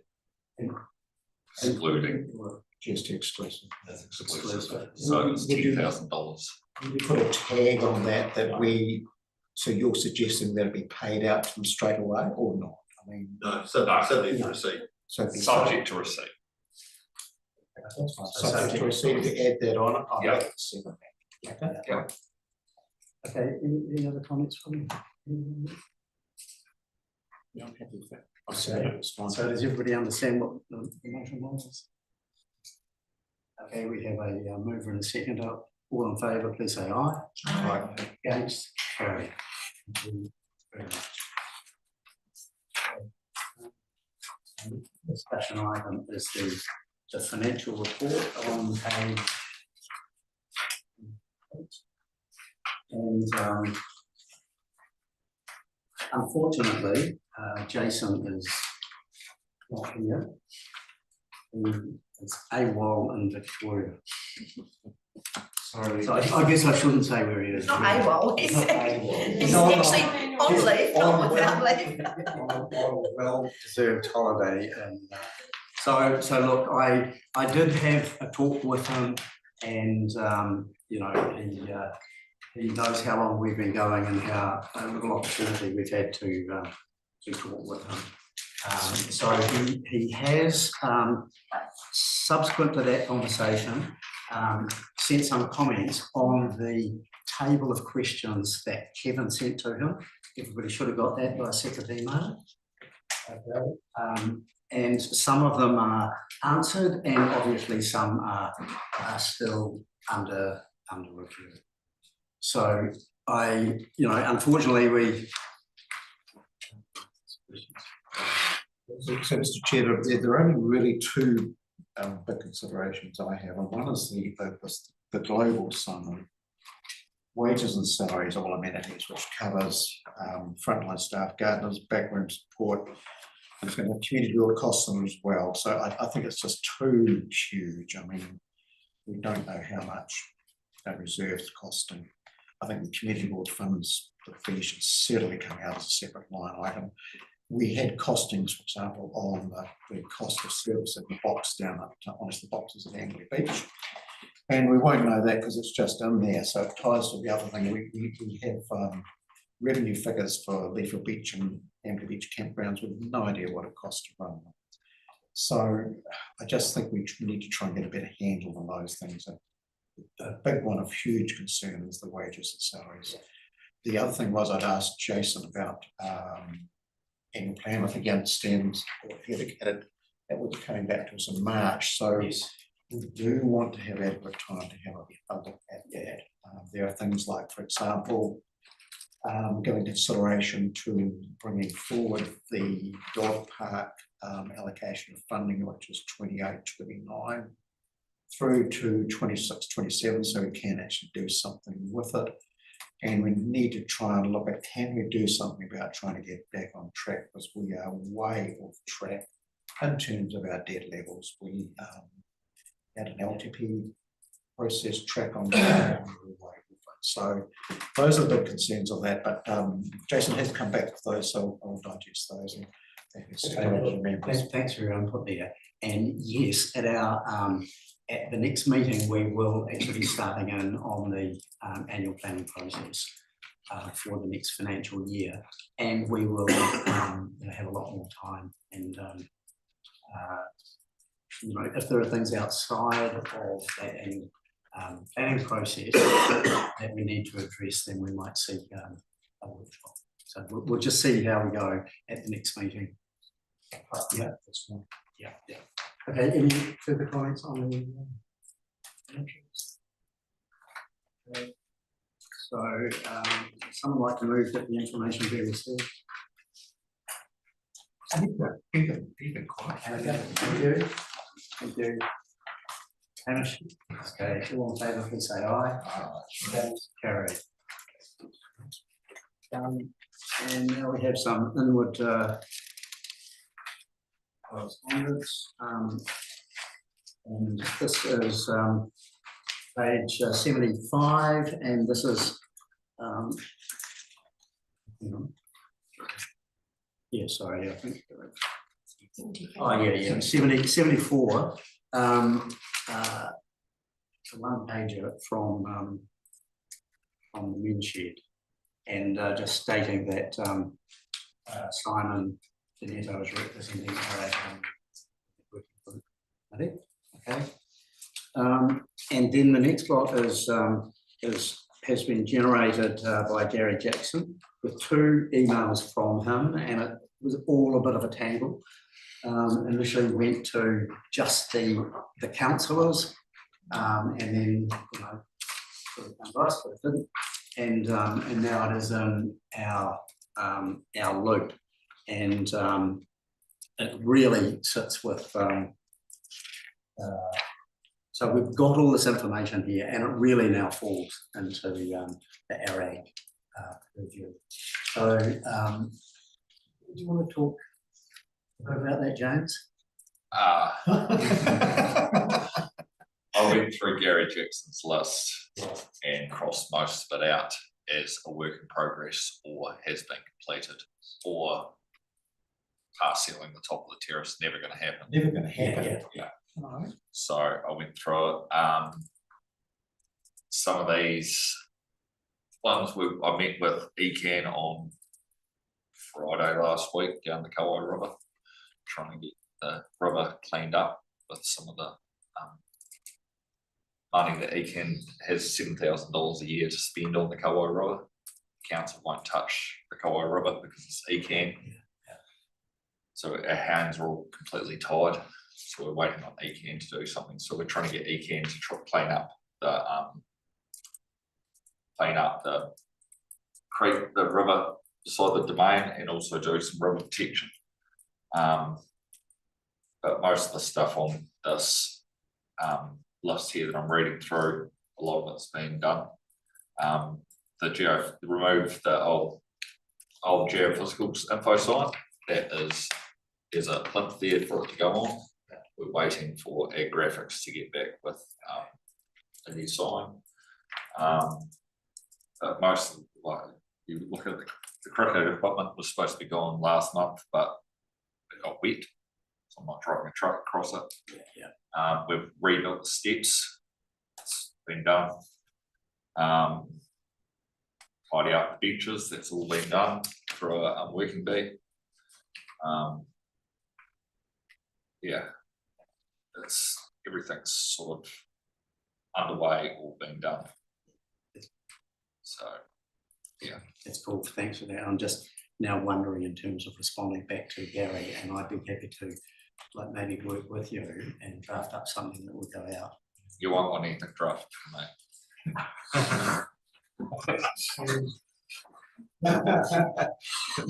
It's 2 words.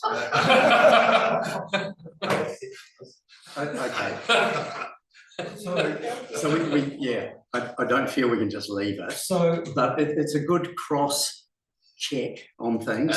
It's 2 years old, so it's not surprising. It's well done, and it's well through that list. Of course. So I think that's the point. So I've moved on. Yeah. Okay. But Mr. Chair, it was such an unusual method to go about it. I would have thought that Mr. Jackson sort of contacted the chair of the ward committee at that time, rather than going to councillors. I suppose. There didn't seem to be realisation of that, as James mentioned, and I agree. We do not have the funds to tar seal that top road or do other some things there, and our maintenance standards are not as high as Waimak, but we don't have the same money. There needs to be a realisation that we have resource constraints. And I didn't see that. It was really interesting because Gary flagged with me before Christmas, you know, that he was going to do this and send it through to me. It went to, so anyway, it is odd, but so I just think if you just draft up something and just thank them for the they've been discussed and just some nice reply. Yeah. So I'm Nathan will be able to so something. all right. Can I just say thank you, James, for following that list through? Yeah. Much appreciated on our behalf. Yeah. Okay, and the next outwards, you know, just some letters that went out to some of the organisations. And I'm just saying that for people who are members on these other organisations, there's an expectation that you would just say, hey, listen, I'm the representative on this one. So, okay, so that's not 100, you know, a letter to 100 people. And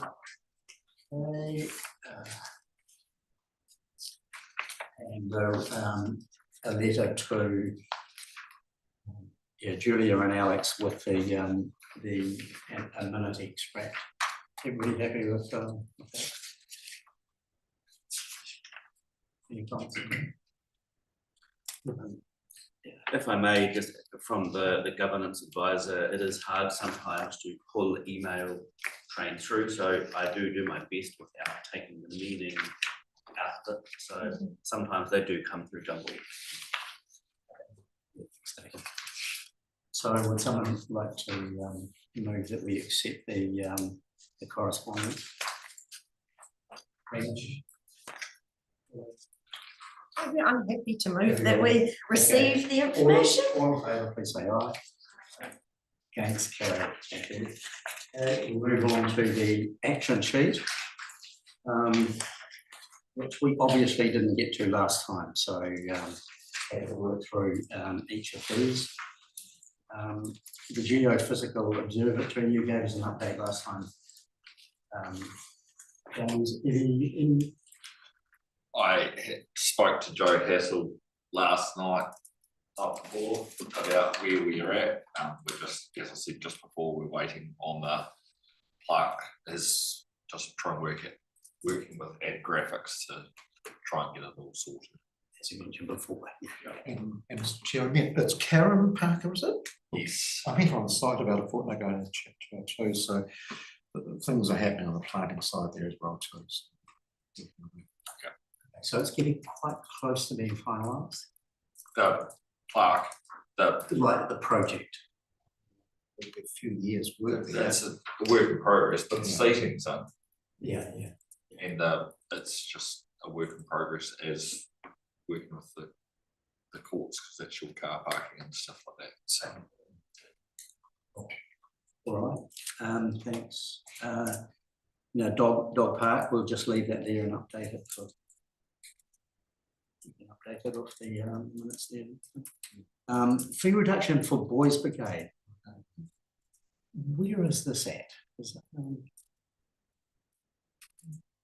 it, has ARAG had this on its agenda? I mean, obviously it was passed on to us from council, but the Boys Brigade never got going.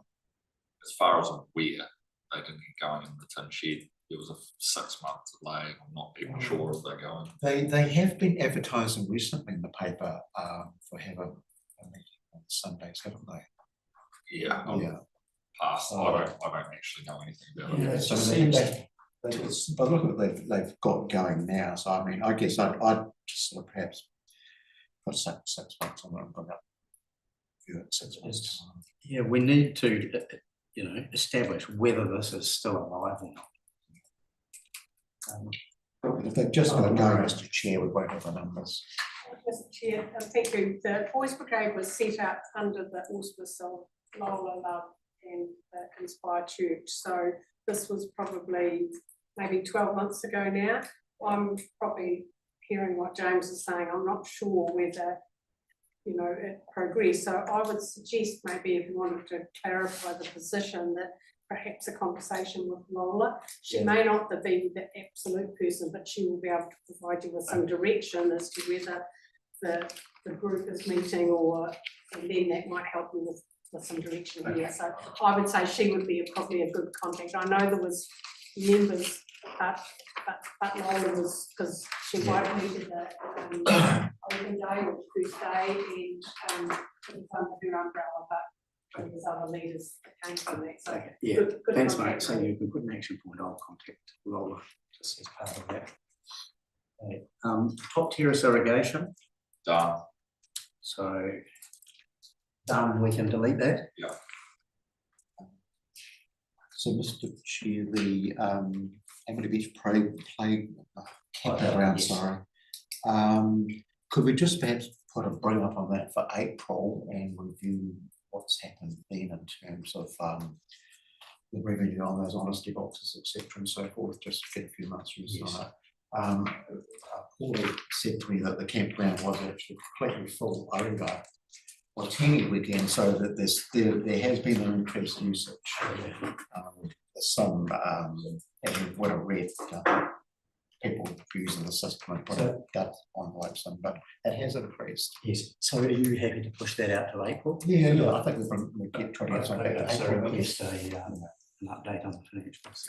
Yeah. We need to get some more data from Hamish. So, you instructed us to put these honesty boxes in to collect fees over the summer months. Yeah. We went back to Kiwi Camp, or Penny as they're called now, because they have a contract for use of the sites. We went back to Penny, explained what we're doing and why. They said they're fine for that over the summer months. But you need to come up with a plan for the future. Yeah, exactly. So, because to do what you'd instruct us to, just go for honesty boxes, would have put us in a breach of contract situation. Because it was a spur of the moment decision that you made without any input from officers. Pretty bad governance. In my opinion, we did what we could to get this through. You had no consideration of the costs of putting the honesty boxes in, or the operating costs of someone to go and collect the money out of those boxes, bring it back here, get it counted, take it to the bank, etc., etc., etc.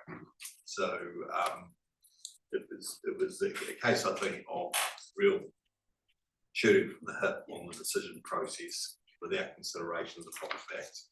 And we did what we could to make this work, but I think that you need to decide what you want to do going forward, because you know, we through our goodwill with Penny, we've been able to do this, but I think that we need proper consideration. So, Mr. Chair, how long is the contract with Penny valid for? Do you know? Couldn't do it off the top of my head. Okay, so maybe at the time that we review it in April, we actually look seriously at the future of that.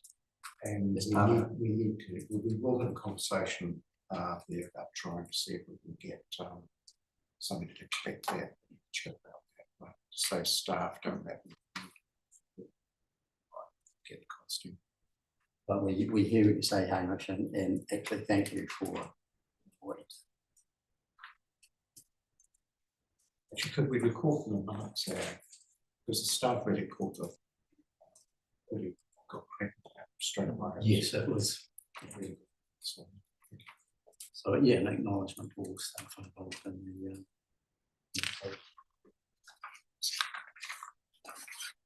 the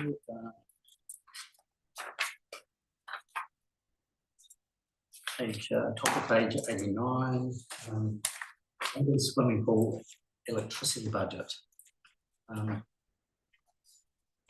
Jason was going to look at that, so we just have to leave that one there. Upgrades at the skate park. The council would consider ideas for the area.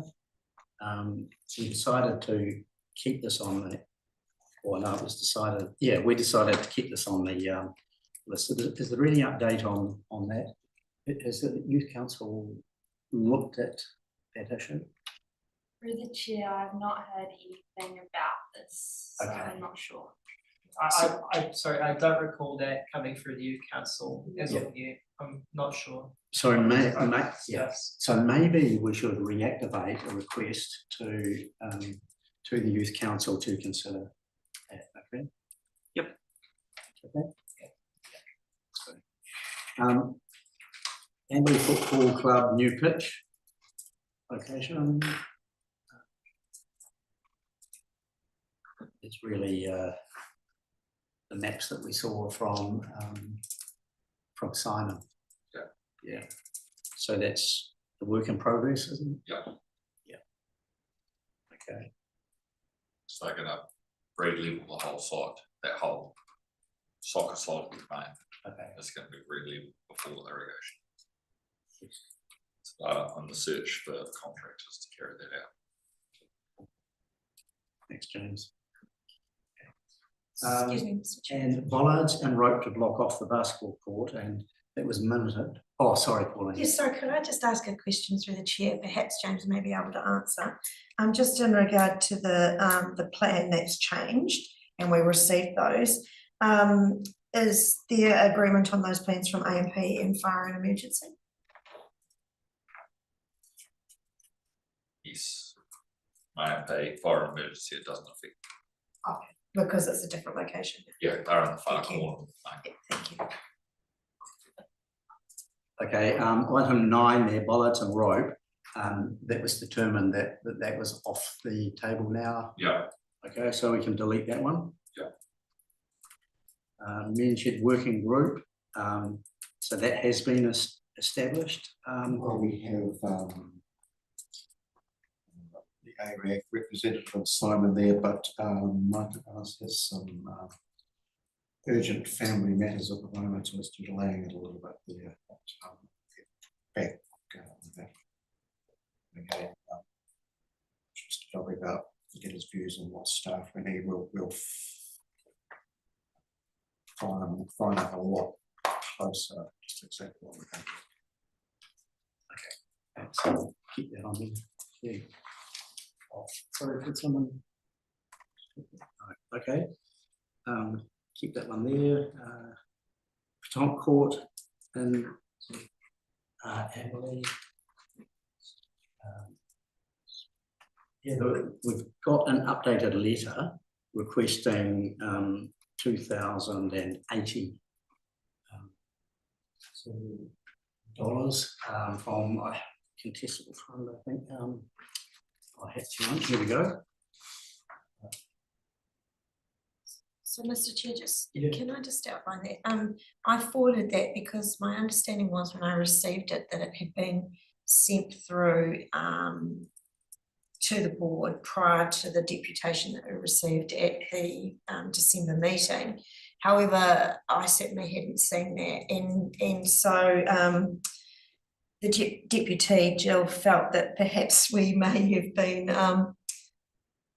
not clear on her request because we potentially hadn't seen that letter. So.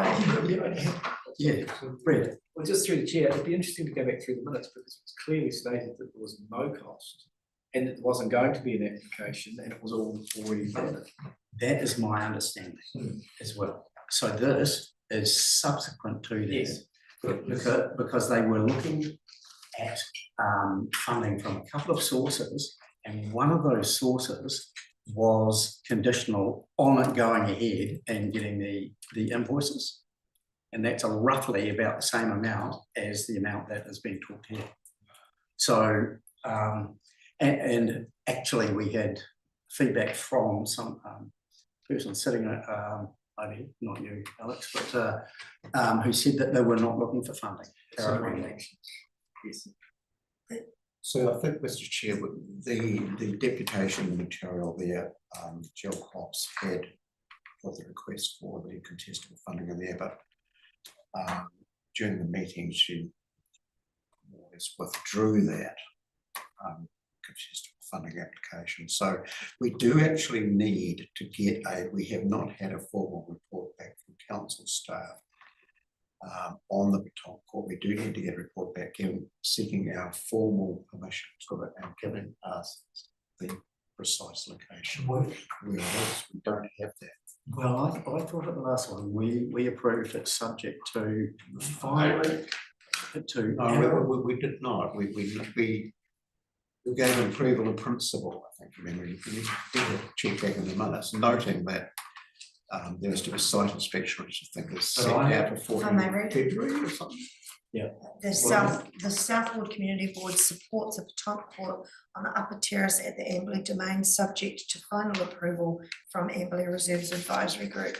And I'll just note also in the minutes that it did say there that the proposal includes $4,080 total cost, with $2,000 committed from EDRA, subject to final approval and potential support from the Lions Club. Jill Hobbs highlighted the potential opportunity to seek funding from the Southwood Community Board contestable fund. Yeah, so that was my understanding. So, Mr. Chair, what is this letter you've got here? Is this just recently arrived, or what is this? Yes, this was sent separately, yet another thing that we got. When did you see Well, this? Pauline sent that through a couple of days ago. Yeah, 3 days ago. I think It's the same letter that came through for the deputation. Word for word. So you recall seeing that? I've actually gone back through my emails. And it's there, and the same word for word document is there in the deputation from the December the 10th. In the emails for the community board. So. Mr. Chair, unfortunately, this is another one where the committee had responded directly to a deputation without any input from officers. You haven't requested any input from officers. Good luck. Yeah. I think this highlights the peril of not taking the time to consider whether there's a different side to any deputation, and whether there are hurdles that need to be covered off. And, this is the second one tonight where there's been a real lesson in that. Yeah. So at the moment, we haven't requested anything from officers, and we haven't progressed anything. We understand that it's something that you requested from Andrew. It was chosen to do something or not. And I think we also need to remember that ADRA isn't the subordinate committee to this committee. You can ask ADRA nicely, they'll do something, and they will decide whether they work. ADRA. Sorry, the Amberley Reserve Advisory Group. Yeah, Sorry. okay. Yeah, okay.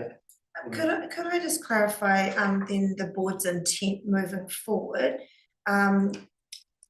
So do we then need to contact Jill and ask for a formal application to the contestable fund?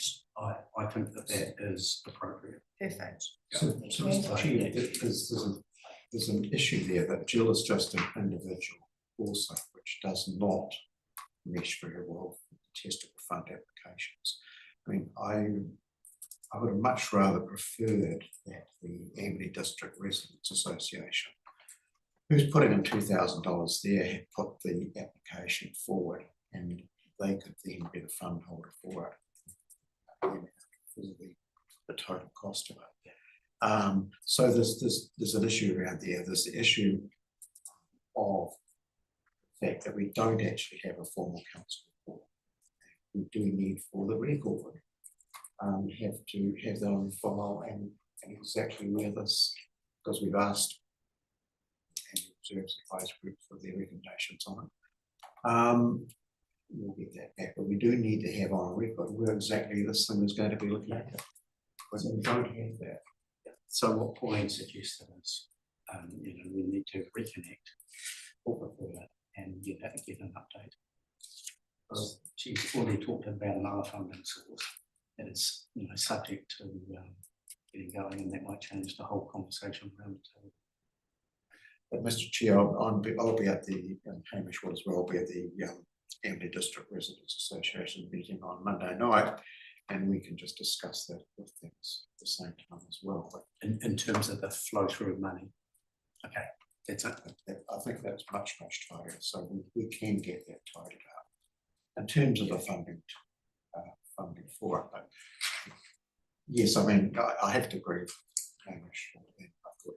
So I think Pauline did actually, like I said, should we have a report? And we were a bit too immersed in it, so we did need to report. We should have asked for one, but we didn't. We should. Just to make it very clear, because there's a cost of report writing for officers, is this a request from the board to have a report come back? No, I don't see it that way. I see if it's to the contestable fund. No, sorry, through the chair, what Kevin is asking for is a options analysis paper on the pros and cons of is that what you're asking It's for? not as heavy as that, I know that. There's two issues to the funding one, but there is one that we haven't, we should have had. It should have gone through staff in terms of getting a report on.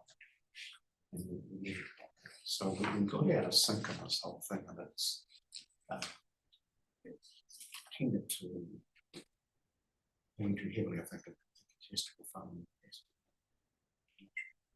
And Michelle is right, yes, every time we ask staff for something, they charge us out, and that goes on to our overdraft. So I'm very, very conscious of that, yeah, actually. But I don't think it needs to be too heavy. I mean, it just needs to say, well, we just need to get it officially there that we do give a formal approval to the Matong Court on the site. And we haven't done that. We don't have a plan of the formal final location. We should have that on record. Yeah, I'm not sure we need to go to that because we've given support and subject to 17th. And with those 17th on the walk around of February. Yeah. That is up for discussion. That is being marked out, measured, everyone's having a look at it. So I mean, conceivably, it might be that the Amber Reserves Advisory Group came back with said either one, yep, we're happy with it, or they might say, no, we're not happy with it. Yep. Yeah. So we don't know that at this stage, do we? No. So yes, so let's do that, and the more people who can go, the better. Okay. Hold fire. Hold fire. Okay. But it raises an issue about sort of going on about our processes and at what point we send something through to. So, I mean, I think Hamish is good about this one. Absolutely. We've got off track. The last meeting was absolutely atypical. All right, I think let's move on. Now the long-term action plan. I think we can add one thing here, James. Out of the minute, the ARAG minutes had suggestion to put the resealing of the whole area down there. Focusing the car park. So should we add another? Number 2, long term. Yeah, fixing the car park at the. Because that is a disgrace.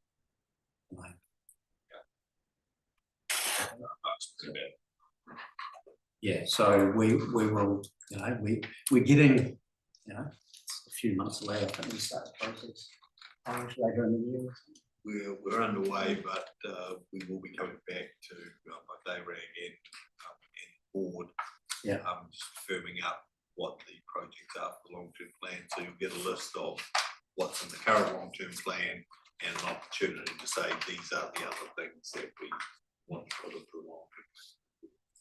I'm not sure exactly where that's going to happen, but we're probably not too far away from the trigger on that. Yeah. Okay. Yeah. No, cool. Thanks. So we'll give it another one. And just given that we're months away from this, if anybody has any ideas or hears anything, then very happy to add them in here because it's becoming really pertinent now. Okay. Just a reminder. Okay.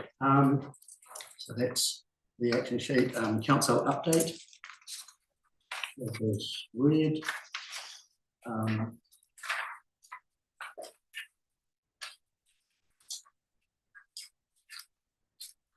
and the ARAG minutes. Sort of covered most of the things from that.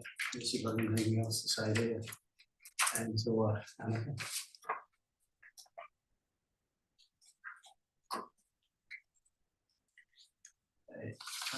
Do we need to proceed with the? Yeah, it's just a receipt. So can we do that collectively? Yeah. So I'll move that we receive the information. Seconder, Hamish, thank you. All in favour, please say aye. Against, carried. Okay. And under urgent business, Kevin raised before about the announcement by NZTA of changing the 80 kilometre area to the south of town to the 50k. Is that right, Kevin? Do you want to? Yes, that's right, yes. So you would have probably, all of you have read the from NZTA on Facebook about their proposed change of speed limits to the south of Amberley, 80 to 60k from that area going through down to, I think, just a little wee bit past Grays Road, I think. So it's currently 80, and they're proposing to reduce that to 60. So I understand the council is making a submission to NZTA supporting that reduction in speed limits. It's in my view quite a dangerous situation. You have traffic going in and out of Kells Kitchen, you have truck drivers stopping there, you have people walking across the road. I've pulled over the left, get out of the way, and then somebody stop in the middle, doing a right-hand turn, and I thought, oh my God. So you've also got a petrol station going down there. The traffic arrangements may change as a result of that, but it's a pretty busy, complicated area, and it just seems to make sense that if you're not 20k off it and people are doing 60, it just makes the whole thing a lot safer. And a proposal like that is the very sort of thing that community board would make a submission on. If you look at YMAP, they've done that sort of thing as well. I know that consultations is one of the things which CEO mentioned back in November. So while our delegations at the moment don't specifically allow us to do that, Local Government Act states that community boards are there to advocate and represent their community, and I think it comes within that. So perhaps if you could check with Mr. Dobby and get his feelings as to whether he thinks we could make a submission on it. Just before we do that, there are a lot of issues that come off the back of that, in sense of if one does go down that process, who actually does the work, where does the cost sit, etc., etc. So and also the time frame is very short. Before our next meeting, very short. But yeah, so Hamish, you. So my view is, Kevin's right, this is the sort of thing that community boards do. And although your delegations don't expressly say you can, they don't forbid you from doing it either. And so I would take silence as permission in this case. And I think it's entirely appropriate that the community board would make a submission. This is very much a South Ward issue. And if you've got a view about it, council's submission is being prepared to be approved. No, it's not been approved, but that's going to be done safety next week. Human, I guess, and maybe Dylan and Sylvia want, because we raised it at the youth council. I believe we're putting forward a submission as well, so I was going to say. So that submission supports the introduction or the reduction of speed in that zone. There's a number of factors there. So it's the Grays Road intersection, which I've been having discussions with NZTA about for the last 6 or 7 years. There's the fact that there is a resource consent for a fuel station on the corner there. The entrance to the retirement village and the clearing off the state highway, the new entrance there. The sight lines are good enough for a 60k zone, but they're not good enough for an 80k zone. So there's a number of factors there. Plus, you know, the clearing is going to be coming right down there, and so you know there's the amenity for those people that live in those houses having slightly slower traffic as well. So those reasons that Kevin raised, and in addition to those other, so that's why council is submitting its support of it. So just wonder, going forward, whether council is obviously doing it, and does it get approved by council after the road safety committee, or? The road safety committee is, I mean, that road safety committee is, probably doesn't have the delegation in its own right, so it probably will go to council for ratification. And that's only just sneaking in, isn't it? I think It's due on the 6th of March, and road safety committee meeting is next Wednesday, I think it is the 19th. Okay, so I'm just wondering if once it's sort of been addressed by the road safety committee, perhaps if we could get a copy of it and choose maybe by an email or whatever. Yeah, so I think, Mr. Chair, we don't need to reinvent the wheel on this. I mean, I'm sure the council's going to put a pretty good submission up. Yeah. And really all we probably need to do as a community board is to say that we fully endorse that for the reasons set out in there. So it doesn't need to be a huge exercise. That's basically what I was suggesting. So, Mr. Chair, if you look on the NZTA website, it gives you some guidance as to why they are recommending the speed reduction, and it's for the issues that Hamish has spoken about, but it is about, you know, reduction of accidents, you know, more residential growth. It adds, I think they said 6 seconds on your entire journey because it's been reduced from 80 to 60. So they've given you some good factors of why you might support that, which would obviously fit in your reason. And the other thing that I understand from Emma, the road safety coordinator, is that actually in normal submissions would be, you know, the weight of the argument, but it is my understanding that it will be the volume of submissions that they receive will sway towards the end result. So if the community board put one in under their own right, you know, it increases the factor of numbers supporting the argument. So that would sit in your favour of what's been raised. and I guess in addition to that, individual members could 100%. 100%. Same thing. But worthy having a wee look because it gives you about 7 or 8 strong strategic bullet points that would support why you would support the reduction. So if it's okay to come back to Nathan and distribute that when it's. Well, I think we can distribute a draft straight away. There's Yeah, no I need to wait think so. for Oh, another okay. I think if we could have the draft straight away, the issue is the process. We're not going to have a formal meeting set of us, so I mean, probably a case of circulating something by email and getting an agreement on it. So are we happy to go along with that process? Yeah. If you can get a copy sent to you and circulate it around us on what the council is going to be doing, we can draft up something from there. Quite happy to help. Right. I can circulate it. Yeah, that'll be good. We'll talk. Yeah, okay, it's not a big job. So, Mr. Chair, we had 2 deputations. Are you going to have any discussions on those?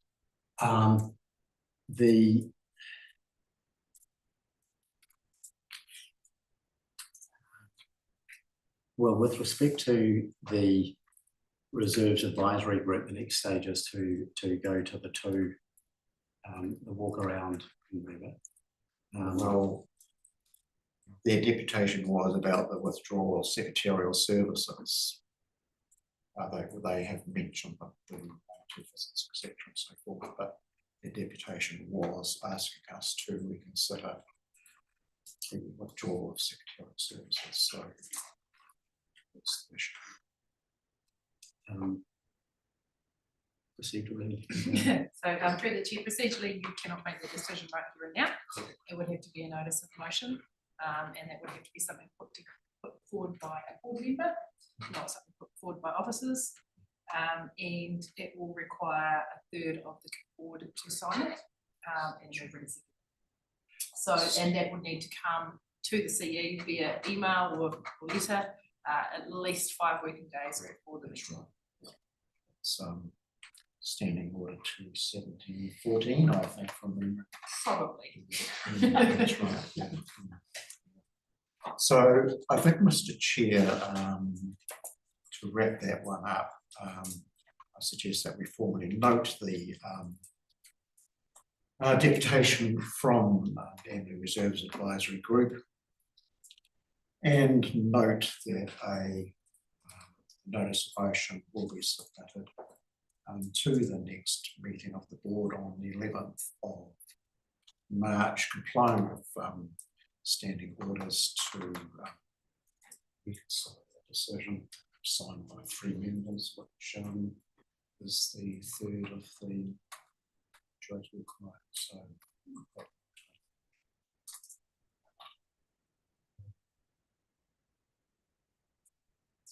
I'm just hesitant to formally say that notice of motion is going to be done when you need to do the work to get that through, because there may be some people on the board who might not decide that they actually do want the notice of motion, and they don't want the withdrawal of that revocation, that revocation of that. So I'm hesitant to put that as a resolution. no, it's not a resolution. I'm just foreshadowing that. Yeah, perhaps it's something, that you could say that the notice of motion process will start. Yeah, so just instead of putting it as a, this will happen. It's just, May is probably a good one, yeah. We understand that that is the process. Yeah. Right. Yep. So, Mr. Chair, do you need any information from officers to help you proceed? Because once again, it seems like we're just going to bounce based on what a deputation has put to you. It's a case of drafting something up and getting the information. So I'm sure, Mr. Dobby, that staff would provide any information which they asked to provide. Yeah, my question is, do you want us to provide any information, or are you just going to?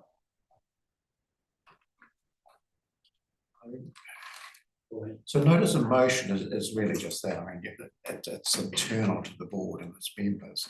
Correct. But I mean, if so, can you elaborate on what sort of information you would perhaps see being provided?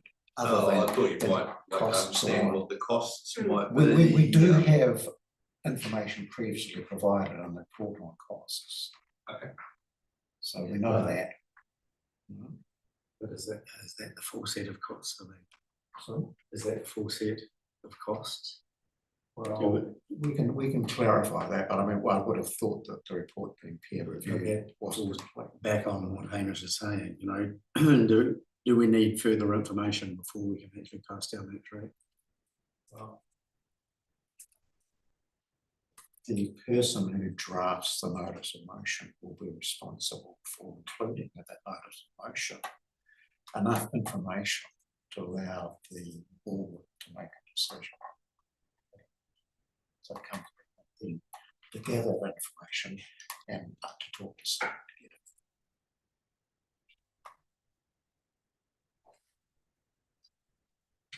together.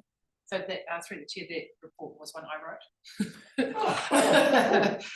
And so the costs are all inclusive. So what AREG did cost. And I guess resource wise, that might make a bit of a change to it. But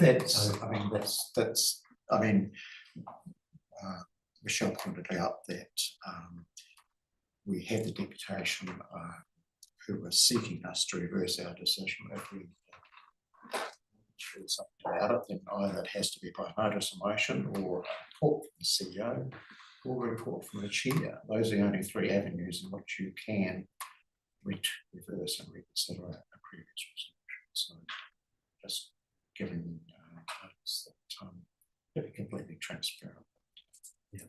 So who do you see would establish, if that's the right word, the notice of motion? I'm quite prepared to write it, Mr. Chair. Yeah. But it does need 3 signatures.